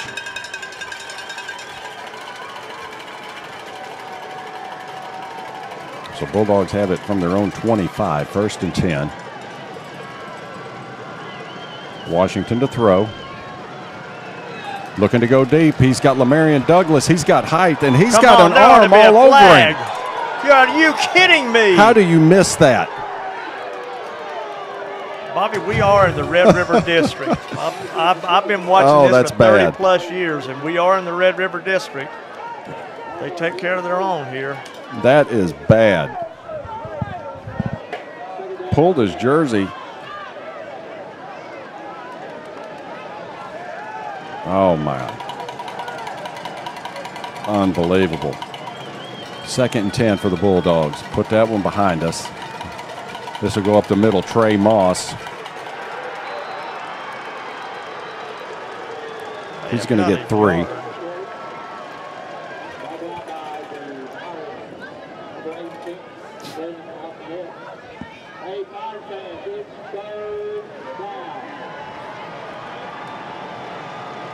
Third down now for the Bulldogs. 3rd and 8. Trips to the near side for Washington. Moss is in the backfield.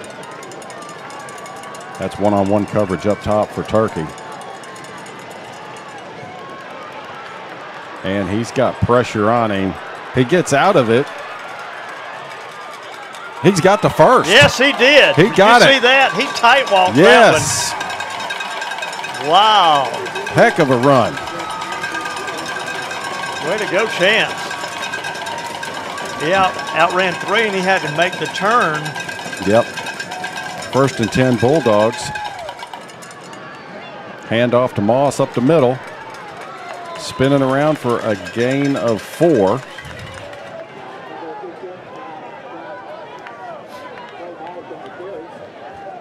2nd and 6.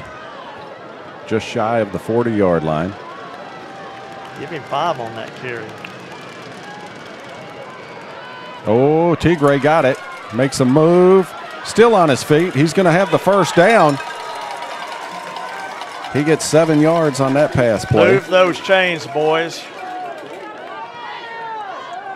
Lee Hager's getting his money's worth of Riverside Bank first downs.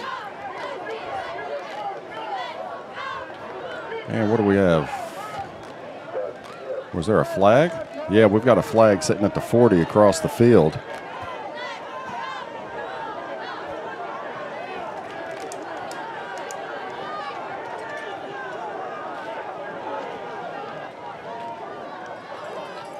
Not sure what it is.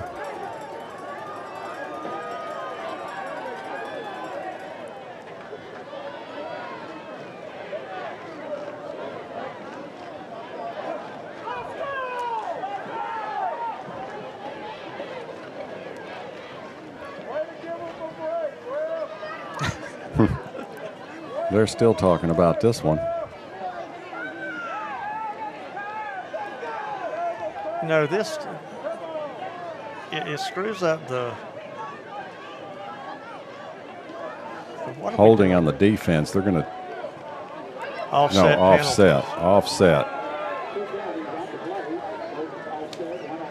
So we're going to have to replay it. Let me get rid of that one. That one doesn't count.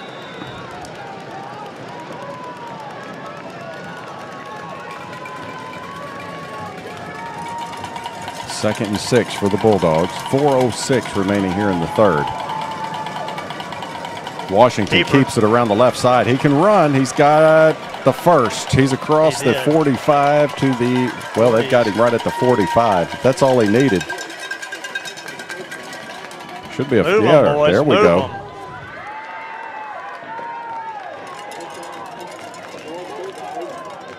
He's got to be a 220 runner.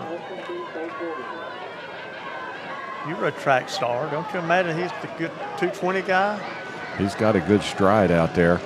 Looking to throw. He's got Turkey in the flat. Makes a move. He should have another first down. Cuts it out to the outside. Come on, come on. That one's good for 12 yards. They're letting them get away with everything right here, right in front of us. Move those chains, boys. Riverside Bank first down. Moss up the middle. Bruising. Down to the 35. That's going to be a gain of 6. Let's see. Keelan Williams just put one on his booty down there. I see some of those bugs coming in here, Bobby. Uh-oh. We don't want those again. We don't need it. They moved in from Newton. So Pittsburgh is going to take a timeout. I'll tell you what, who's bringing us this second half? Well, of course, Patterson Pass Patrol. Oh. She's been doing that for, gosh, what's she on her 3rd or 4th year? Ever since Sheila moved back, we've been doing her. I mean, she is out there killing bugs. There we go. Bulldogs getting fired up now. We are down to 3:29 in the third quarter as Pittsburgh took a timeout.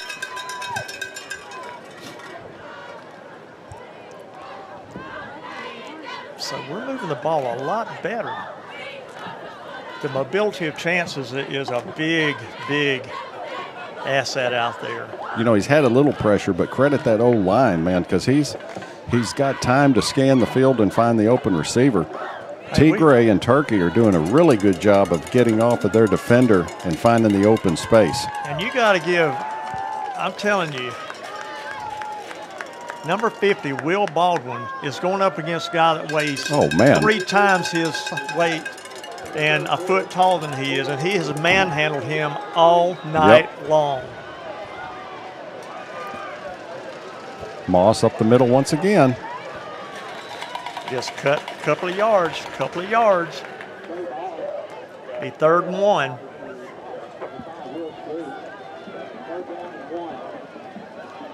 Keep grinding it up the middle with Moss.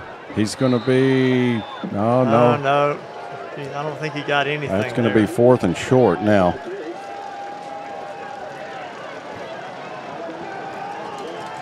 Moss has 23 carries for 93 yards so far. Here we go, Bulldog fans. 4th and 1. Washington looking to throw. He's going to have to come up with something here. He's going to go deep.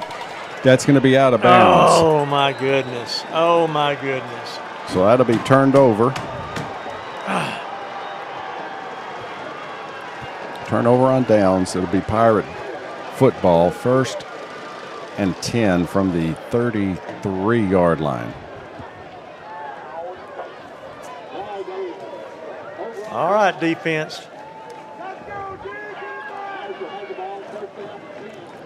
Yeah, I'm telling you, Will Baldwin has played one heck of a football game.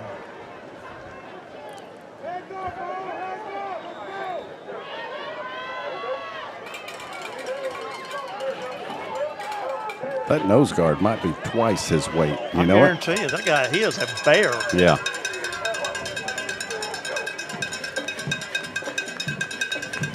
Johnson under center, I formation. That'll go to the big man Hall. He's going to get a short gain. Maybe 2 yards. 2 yards, yeah.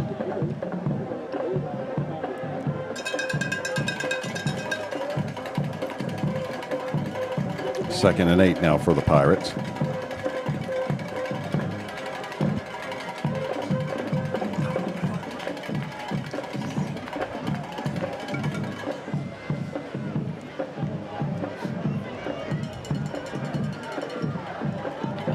Twins to the left for Johnson.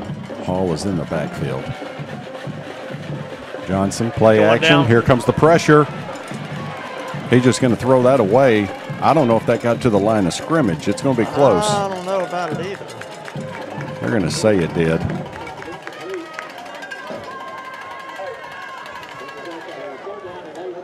Third and eight.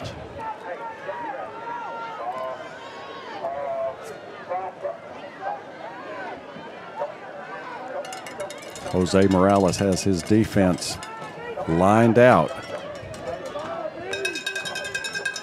Do you think they go deep here? And if they don't make it, they just punt it? Maxwell has got to pay attention down here.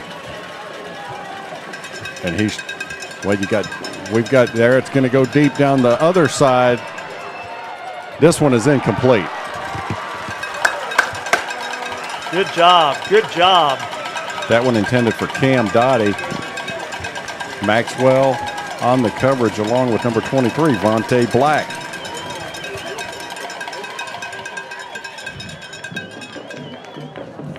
Fourth and 8 for the Pirates. If you just joined us, 1:48 left in the third quarter, and the score is Bulldogs 32, Pirates 29. Kevin Johnson to punt for the Pirates. Oh, Fisher Bradley blocks it. That is picked up by number 13 for the Bulldogs. That is Tyler McCurry. 1st and 10 Bulldogs off of the block punt. Wow. Thor had a shot at it and couldn't get over there, and McCurry just came out of nowhere. Well, Fisher Bradley just put a hand up, and I don't even know if he knew he blocked it.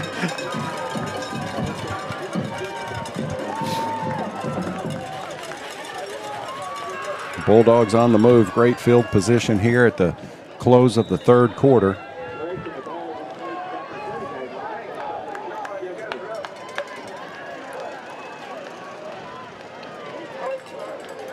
Look at this formation from the Bulldogs. He's got 3 out there. And he's got wide open for him to go left if he wants. Now they're going to come back in tight. Now they got 3 over there, only 2 defenders. And we got a flag. The time run out, I think. No. Play clock expired. It might be a delay of game. Oh, no. We're going to back them up 5. They accomplished what they wanted to. They had 3 strong on the left side and only 2 defenders. Need to remember that and do it again. Just do it a little quicker. Yeah. 1st and 15. Washington to throw. Chancellor's got 100 miles down there. He's Nobody's wide near open. him. They didn't even know he took off. Hurdles a man. He's going to be down to the 20. Move those chains, boys. 1st down, 15 yards on that run.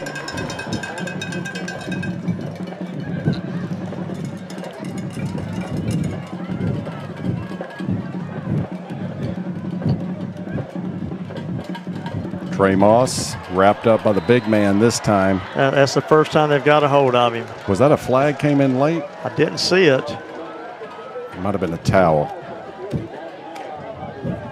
Yeah, it was. So he's going to lose a yard on that one. 1:09 left here in the 3rd quarter. 2nd and 11, Washington to throw. Oh, Turkey Oh, slipped. Turkey slipped. Oh, man. Tried to cut it back outside and couldn't stay on his feet. Clock stops at 57 seconds.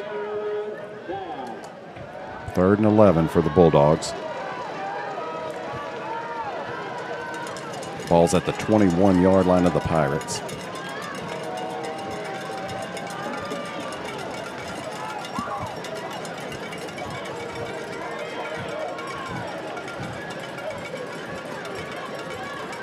If Tigray went left straight across, he'd be Here wide comes open. pressure. We got a middle screen set up, and it is caught. This is Moss. He's just going to get about 3 yards on that one. He's going to bring up 4th and 9. Thor's coming in.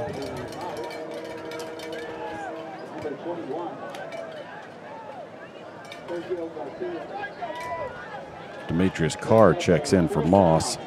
Thor checks back out. Clock running at 25 seconds. Got 15 on the play clock. Yeah, they got to get rid of it. Single coverage up top. Looking for a clear out, and it's not going to happen. They're going to get Washington at about the 16-yard line. That'll be a turnover on downs.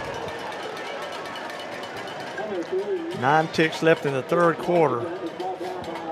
Folks, don't go anywhere. We've got a heck of a football game going on here in Pittsburgh, Texas. So the Dogs chew up some clock after the blocked punt.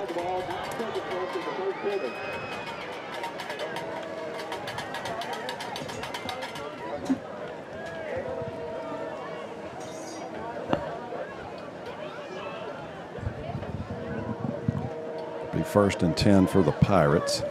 9 seconds left here in the 3rd.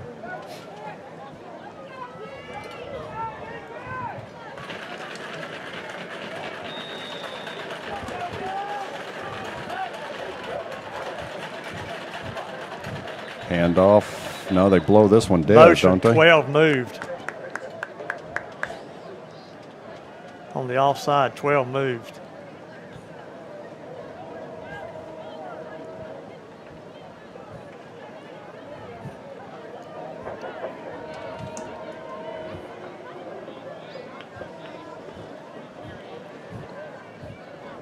Oh, come on, guys. Sure, It's not that hard. False start against the offense. Mark off the 5 and let's go.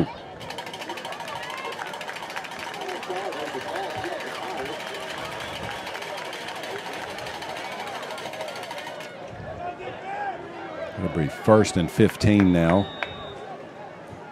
Ball is on the 12-yard line of the Pirates. All right, Ethan. Come on. Yeah, he's got to get deep. Johnson on the quarterback keeper. He's got pressure on him. Big hit by Thor. Thor comes up and just drops him. He got, what, a yard out of that? And that's going to take us to the end of the 3rd quarter where your Bulldogs still hang on to a lead, 32-29. We're going to take this into the 4th quarter. We've got a game going on, Ned.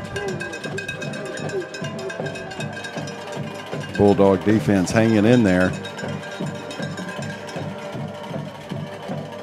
swap ends of the field here.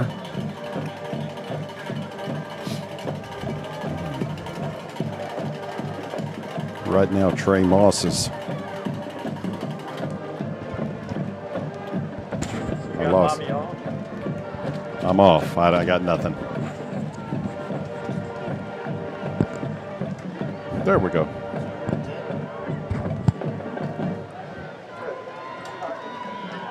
Trey Moss is sitting at 92 yards, 24 carries. And he's worked for every bit of it.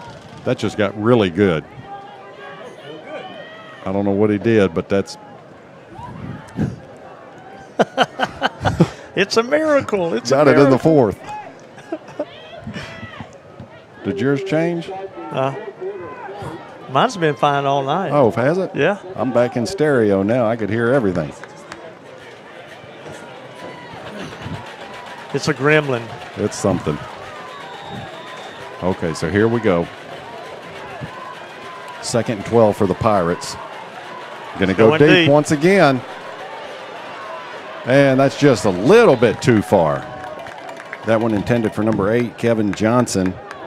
Bob, we had 2 guys on him. He was still outrunning both of them. So it brings up 3rd and 12 now. They're back at their own 15-yard line. Oh, we need to stop here. This would be perfect.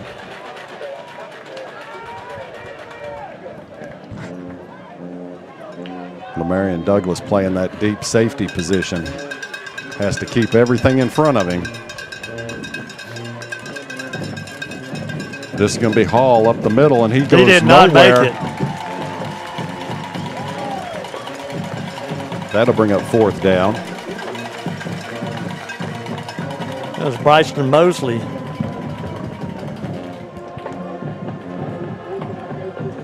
The sophomore, Big B.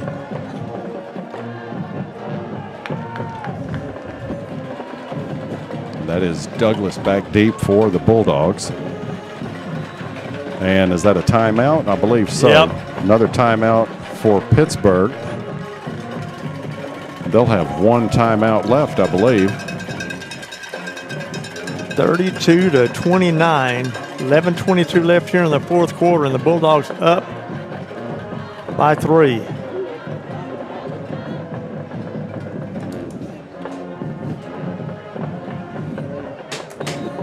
This would be a good time to get one of those long, sustained drive and eat some clock and come away with 7. Everybody else needs to stay at home. Just to make sure, because they're doing something weird back there. Yeah, Maxwell is sitting about the 33, and then Turkey is back deep just in case. They do kick it. And get on that. No, Turkey. Just stay away He's from thinking it. about it. That takes a Pirate roll back to the 35-yard line, where the Bulldogs will take over 1st and 10.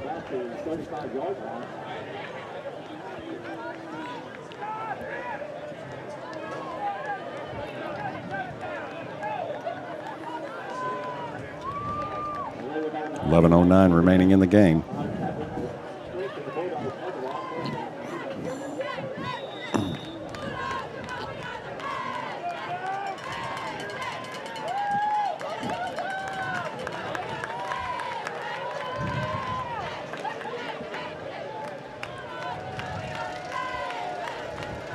Washington, quarterback keeper around the left side, looking for a block.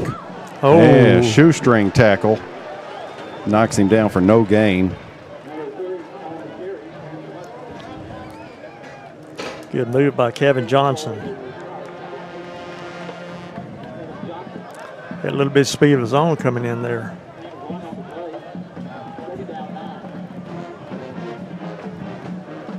Second and 9 for the Bulldogs.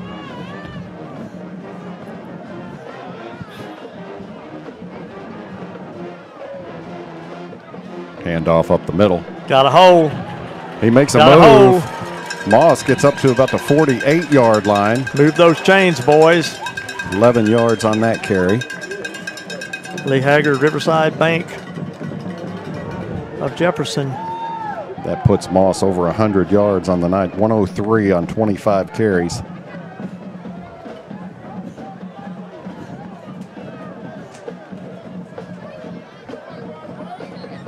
This will be Moss once again up the middle. He's going to get a short gain, 3 yards on the carry. Eat some of that clock. Sitting at 10-12 and counting here in the game.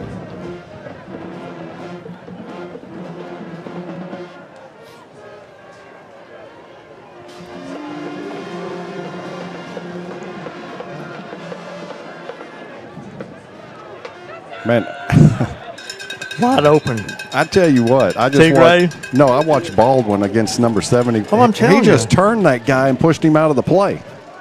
He's been a beast all night, and that guy's twice his size, and he's getting the snaps back to the quarterback.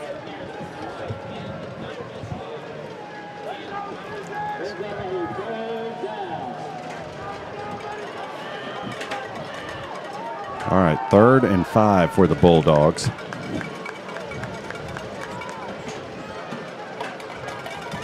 Once again, that's going to be just shy. 16, wasn't it? That was Carr, wasn't it? Yeah. Yeah. Carr takes it for 2. So it brings up 4th and 2.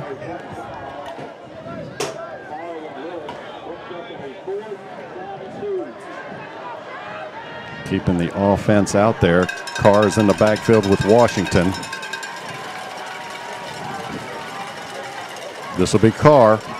Oh, he's going to be short, I believe. He sure is. I think he got a yard. Yep, he got Needed a yard. 2. It's a big stop by Pittsburgh.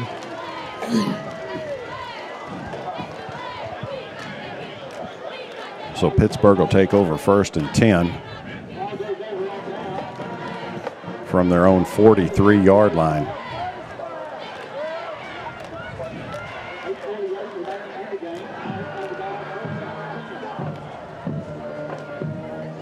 Watch the deep ball. That's what got them all night. It is.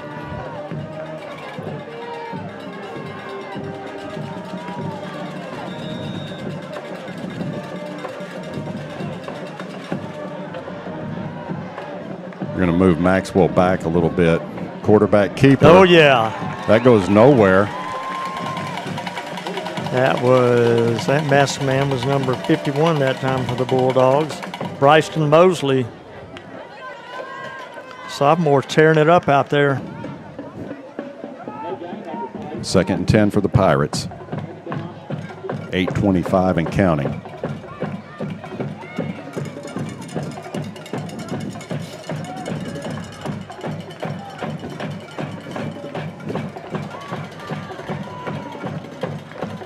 Man in motion, it hands off, jet sweep around the left side. That's 7. Duffy. Ooh, treated rudely. He's going to get 7 yards on the carry. They bring up 3rd and 3.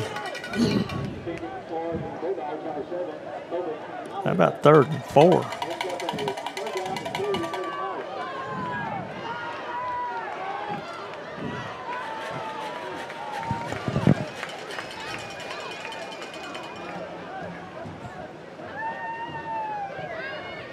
Doug Thompson has some scores coming in. We'll get to them in just a second. 3rd and 3. Quarterback keeper around the left side.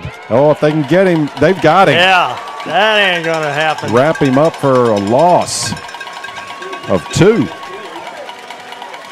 be 4th and 5 now.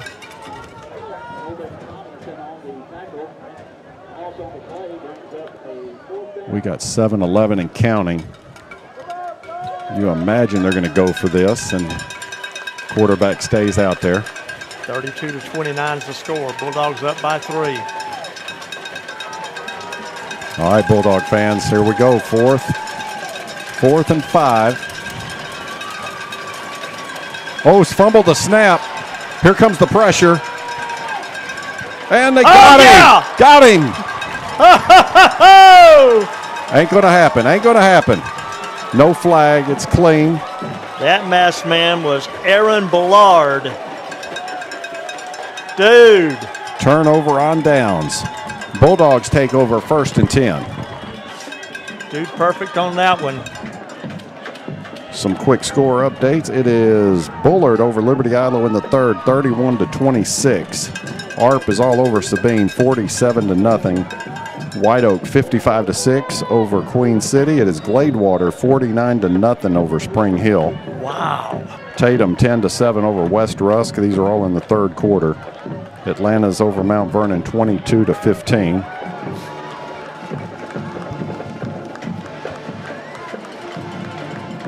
Washington hands off to Moss around the right side. He's going to get 2 yards. 2 yards, yeah. The clock is ticking. 6:30 and ticking. Bulldogs up by 3. 2nd and 8.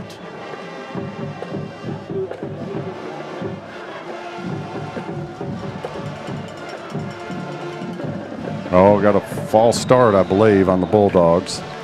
Yeah, I think right guard. We'll wait and see. Yep.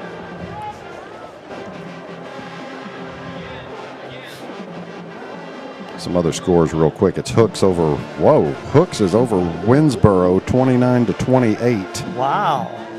It is Pottsboro over Munster 35-14. That one's in the 4th. It's all tied up between Longview and Ruston, 35 apiece. Washington hands off to Moss, coming around the left side, trying to break it out. Still got yardage. Got up, picked up 3. Yeah, gets back to the line. 3 yards. Got a man down. Pirate down here, number 5. Let's see, there was one other score. It's Marshall over Palestine, 27-0. That one's in the 3rd quarter as well.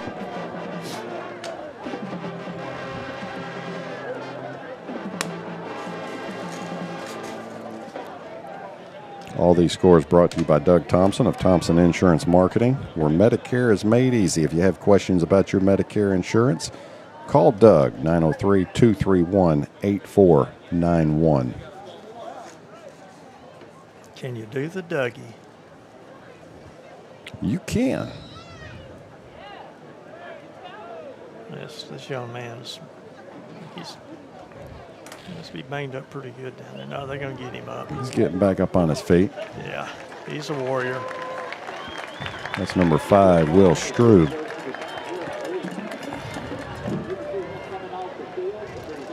Clock is stopped at 6:01.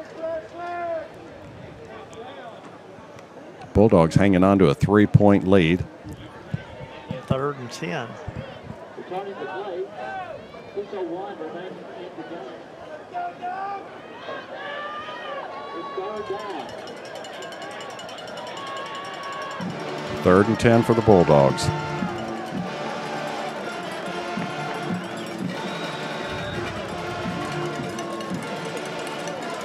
Washington looking to throw. Here comes pressure. He's got Tigray way overthrown. Way over his head. Dadgum. Now we got to kick it away. 4th and 10.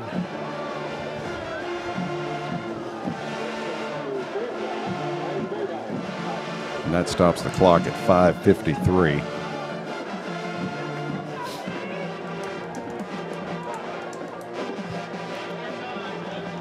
I think Chancellor's got a little excited that time.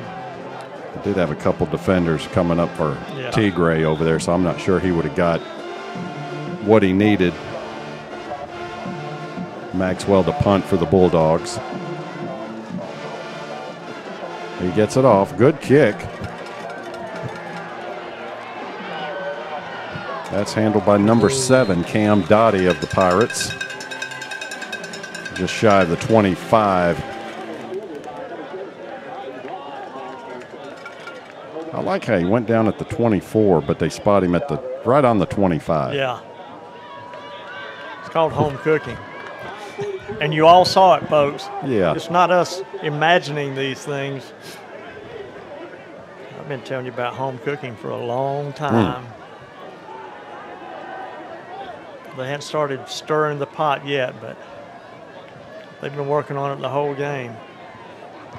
Defense got to make a stand All right, here. Bulldogs hanging on to a 3-point lead. All right, you know he's going to go down deep. We don't know when.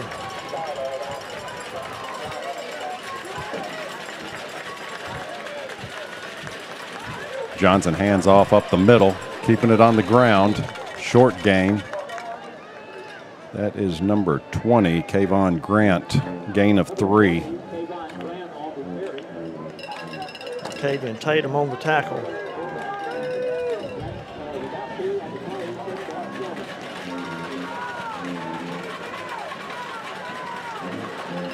That keeps the clock running. Trips to the left for Johnson. Johnson looking to throw. Here comes the pressure. He's going to keep it himself. Hurdles one man, gets close to the first down. I think he got it. They've got him at the 35, yeah. They'll give him the first. He'd get 7 yards on that carry. 5:03 left on the clock. Ball spotted at the 30-yard line. 35. 35. Yep. 5:03 left.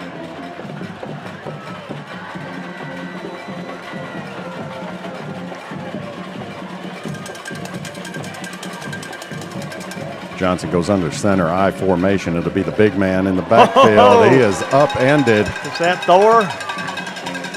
Kayvon Grant, the ball carrier, gets 1 yard.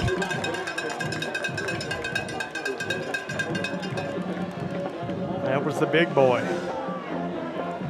2nd and 9, 4:45 left on the clock. 32-29 if you just joined us. Bulldogs up by 3. Keep that clock running. 2nd and 9. Oh, false start. False start. Yeah, buddy. Move them back 5. Bob, you think it's time to go deep? You know it's coming. I'm thinking it's coming, yeah.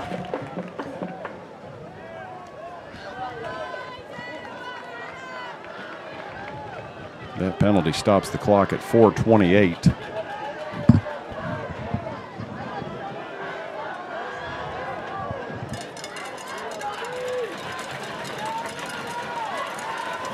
Yeah, these corners and safety, they're going to have to keep everything in front of them. Yep.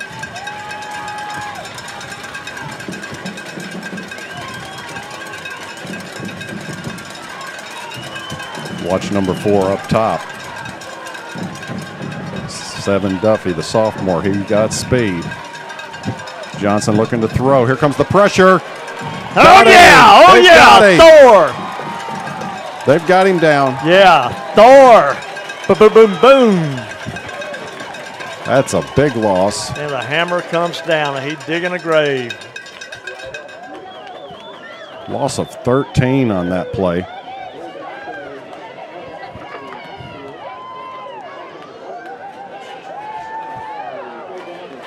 That's the 3rd sack of the night for this Bulldog defense. 3rd and 23 is what. And that keeps the clock running.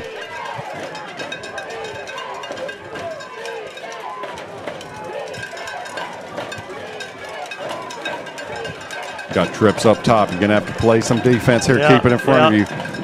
There you go. Lamarion Douglas is over there going to play it deep. Johnson looking to throw. This one's going deep. And no, that's offensive interference, if anything. He grabbed Maxwell. That one goes incomplete. And a push. He pushed Maxwell? Yeah, he pushed him. And they did nothing? Did nothing. Are you kidding me? You have got to be kidding me. Didn't do anything. You're seeing it, folks. Home cooking. That brings up 4th and 23 now. Wow. For the Pirates.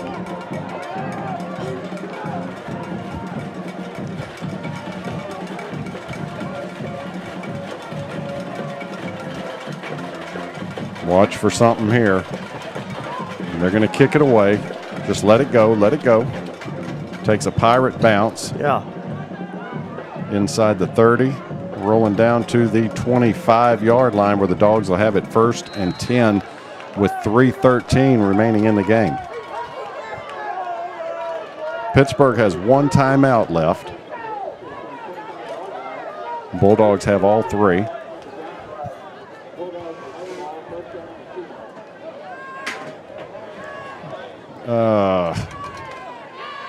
one first down should do it. Yeah. Let them use the timeout. Then you can just start taking 40 seconds. That's it. Out of whack. 25 and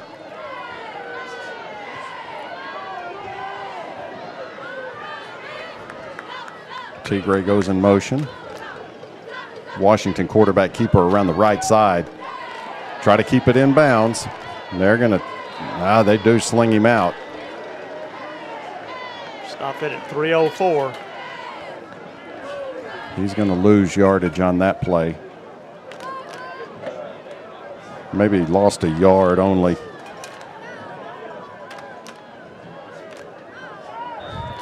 Clock is ticking. 2:50. And they can let 25 seconds run off right here. Yeah, take it down to the. You bet. Couple seconds if you can. And it will stop at the 2-minute mark. Washington looking to throw here. Oh, no. Oh, no. That hit the ground. Wow, wow, wow. My old eyes couldn't see it. Whew. Clock stops at 2:28. That brings up 3rd and 11 for the Bulldogs. Yeah, we need to get a first down here in the worst way.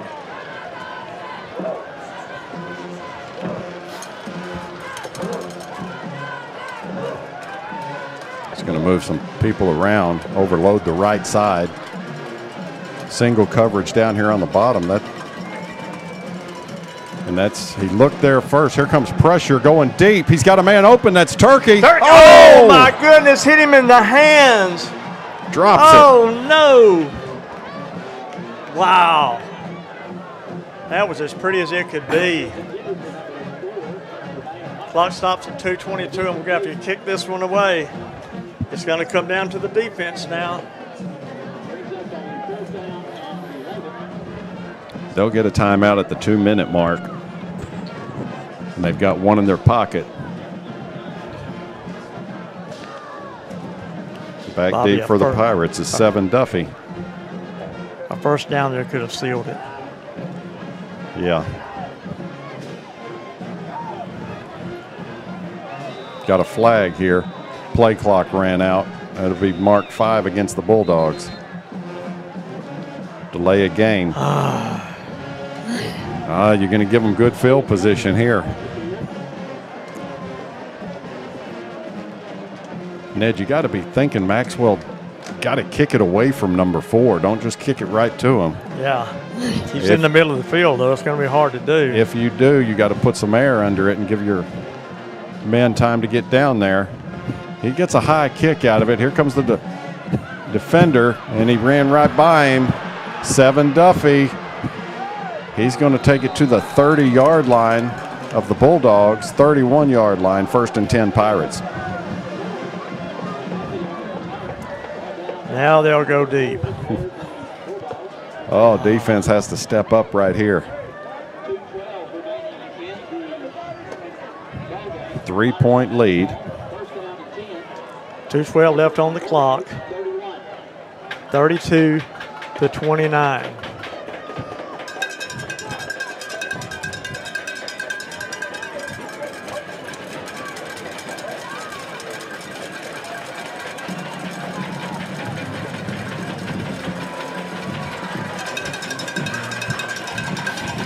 I formation for Johnson under center. He's going to hand it off. Big hit. He doesn't get maybe but a yard. Maxwell. Kayvon Grant for the Pirates, the ball carrier. Actually, I think that was Fisher on that tackle. And that takes us to the 2-minute timeout with 1:55 on the clock. Just a reminder, fans, this year in Texas high school football, there is a 2-minute timeout. Pittsburgh 1 timeout left. Jefferson has all 3 timeouts remaining. Where's that large print document we had? I can't read it. Let's see, I got my glasses on. It is Studio 413, Jefferson's brand new studio in town. Your hometown spot for dance, tumbling, and adult fitness with classes from pre-K beginners to advanced teens, even offering boys ninja classes. At Studio 413, we're Bulldogs through and through. We love our team, we love our town, and we're proud to give back to the community we call home. It's not just for kids. They also offer women's fitness classes from beginners to seniors. Follow them on Facebook. More details and upcoming events, Studio 413, Dance, Tumble, Fitness. Contact the owners, Misty Randolph or Alicia Smith, today. Go Bulldogs. All right, Bobby. Here we go, Ned. This is it. Bulldog defense. It's up to you once again to keep the Pirates out. 3-point lead for the Bulldogs.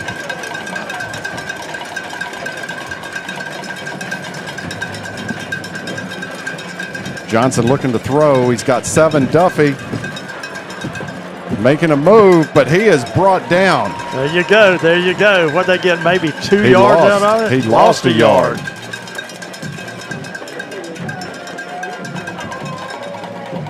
And that keeps the clock running. Number 8 for the Bulldogs, Caden Parrish, lost his hat. He's got to come out for a play. Clock still running. We're at 1:25.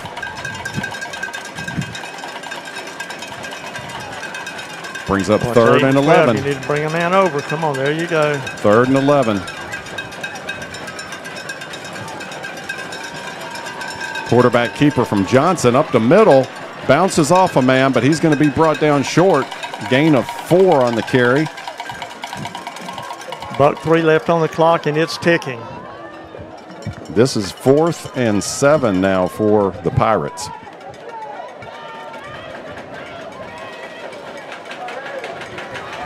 This is it, Ned. Here we go. Come on, defense. They're trying to call him off. It's not going to happen. Everybody's jumping. They're going to call that last timeout. 35 seconds on the clock.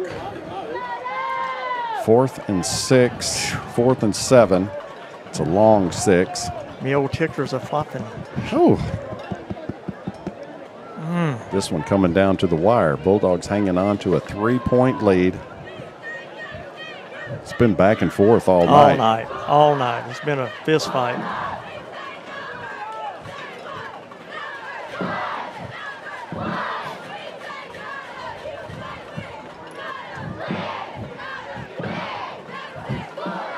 You know, that field goal kicker probably could tie it up right here. He's got a leg. Yeah, don't forget about him, but they keep the offense out there. All right, we just got to hold him here. They got the kicker. This is it. Okay. They're going for the field goal. Got to get some pressure on him. Don't get a penalty here. Here's the kick. It is up. He missed it. No. Yeah, wide he missed left. it. He missed it. Wide left. He missed it. There you go. When the pressure comes down. He had the leg, just pulled it to the left. 30 seconds on the clock. Bulldogs can just take a knee and take it back to Marion County. Dadgum.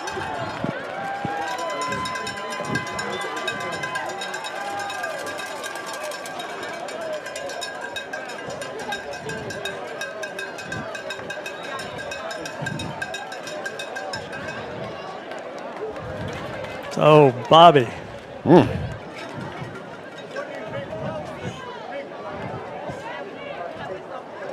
know, the question I've got is, why was he not willing to go downfield I know. in all that time? Washington takes a knee, and that's going to run it out. 25 on the clock. Ball game.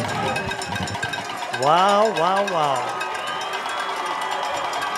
Bulldog fans. Look at them. Great win for the Dogs here in Pittsburgh. Bobby, you got to give hats off to the offensive line. Oh, I tell you what. They did their job. Yes, they did. Bulldog fans, next week we're going to be back home. District play starts. Gladewater Bears coming into town. And Gladewater's putting a beating on Spring Hill, wasn't it? They were. Let me see. Doug Thompson updating scores. Yeah, 56-7 Gladewater over Spring Hill. That's unbelievable. That's a final. White Oak 69-6 over Queen City. Liberty Ilo still trails Bullard 38-34. Winsboro is trailing Hooks 29-28. It is a final. Ruston pulls it out over Longview 38-35. And it is Marshall over Palestine in the fourth, 41-0.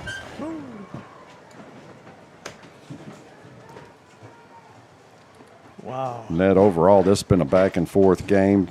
The Bulldog defense pulls it out, hanging tough. I'm telling you. What a game. You're going to have your work cut out for you on this one, picking your player. Yeah, I am. think I've got mine in mind, and it's going to be interesting. Yeah. But Bulldog fans, But I totally agree with you. yeah, we're kind of talking in private back here. 32-29, your Dogs over the Pittsburgh Pirates here in Pittsburgh, Texas. Want to thank everybody for watching. Jay Patrick, get back to work, brother. I know you're the boss, but you're just living it up there in Washington. Yeah, he's not even listening to us. Wearing the big parka. It must be nice and cool. Your guys did a great job down here. Thanks to everybody putting this together. Look at them. But Pittsburgh just keeps coming on. They can't. They're going to keep them. They're going to keep them They can't handle the separated. fact that they got beat. Once again, Bulldog fans, we want to thank all of our sponsors: Brown Rig Insurance, Riverside Bank of Jefferson, Edward Jones Investments, Patterson Pest Patrol, Maximize, Bulldog Bail Bonds, Porta-John, and Johnson Collision for bringing this presentation to you. Ned, next week we're back home. District play starts. Great way to go into the district coming off a win over Pittsburgh. And that's going to wrap it up for us here. We're going to make the short drive back to Marion County. I'm Bobby Lang Bartels. I'm Ned Fritangelo. We'll see you next week.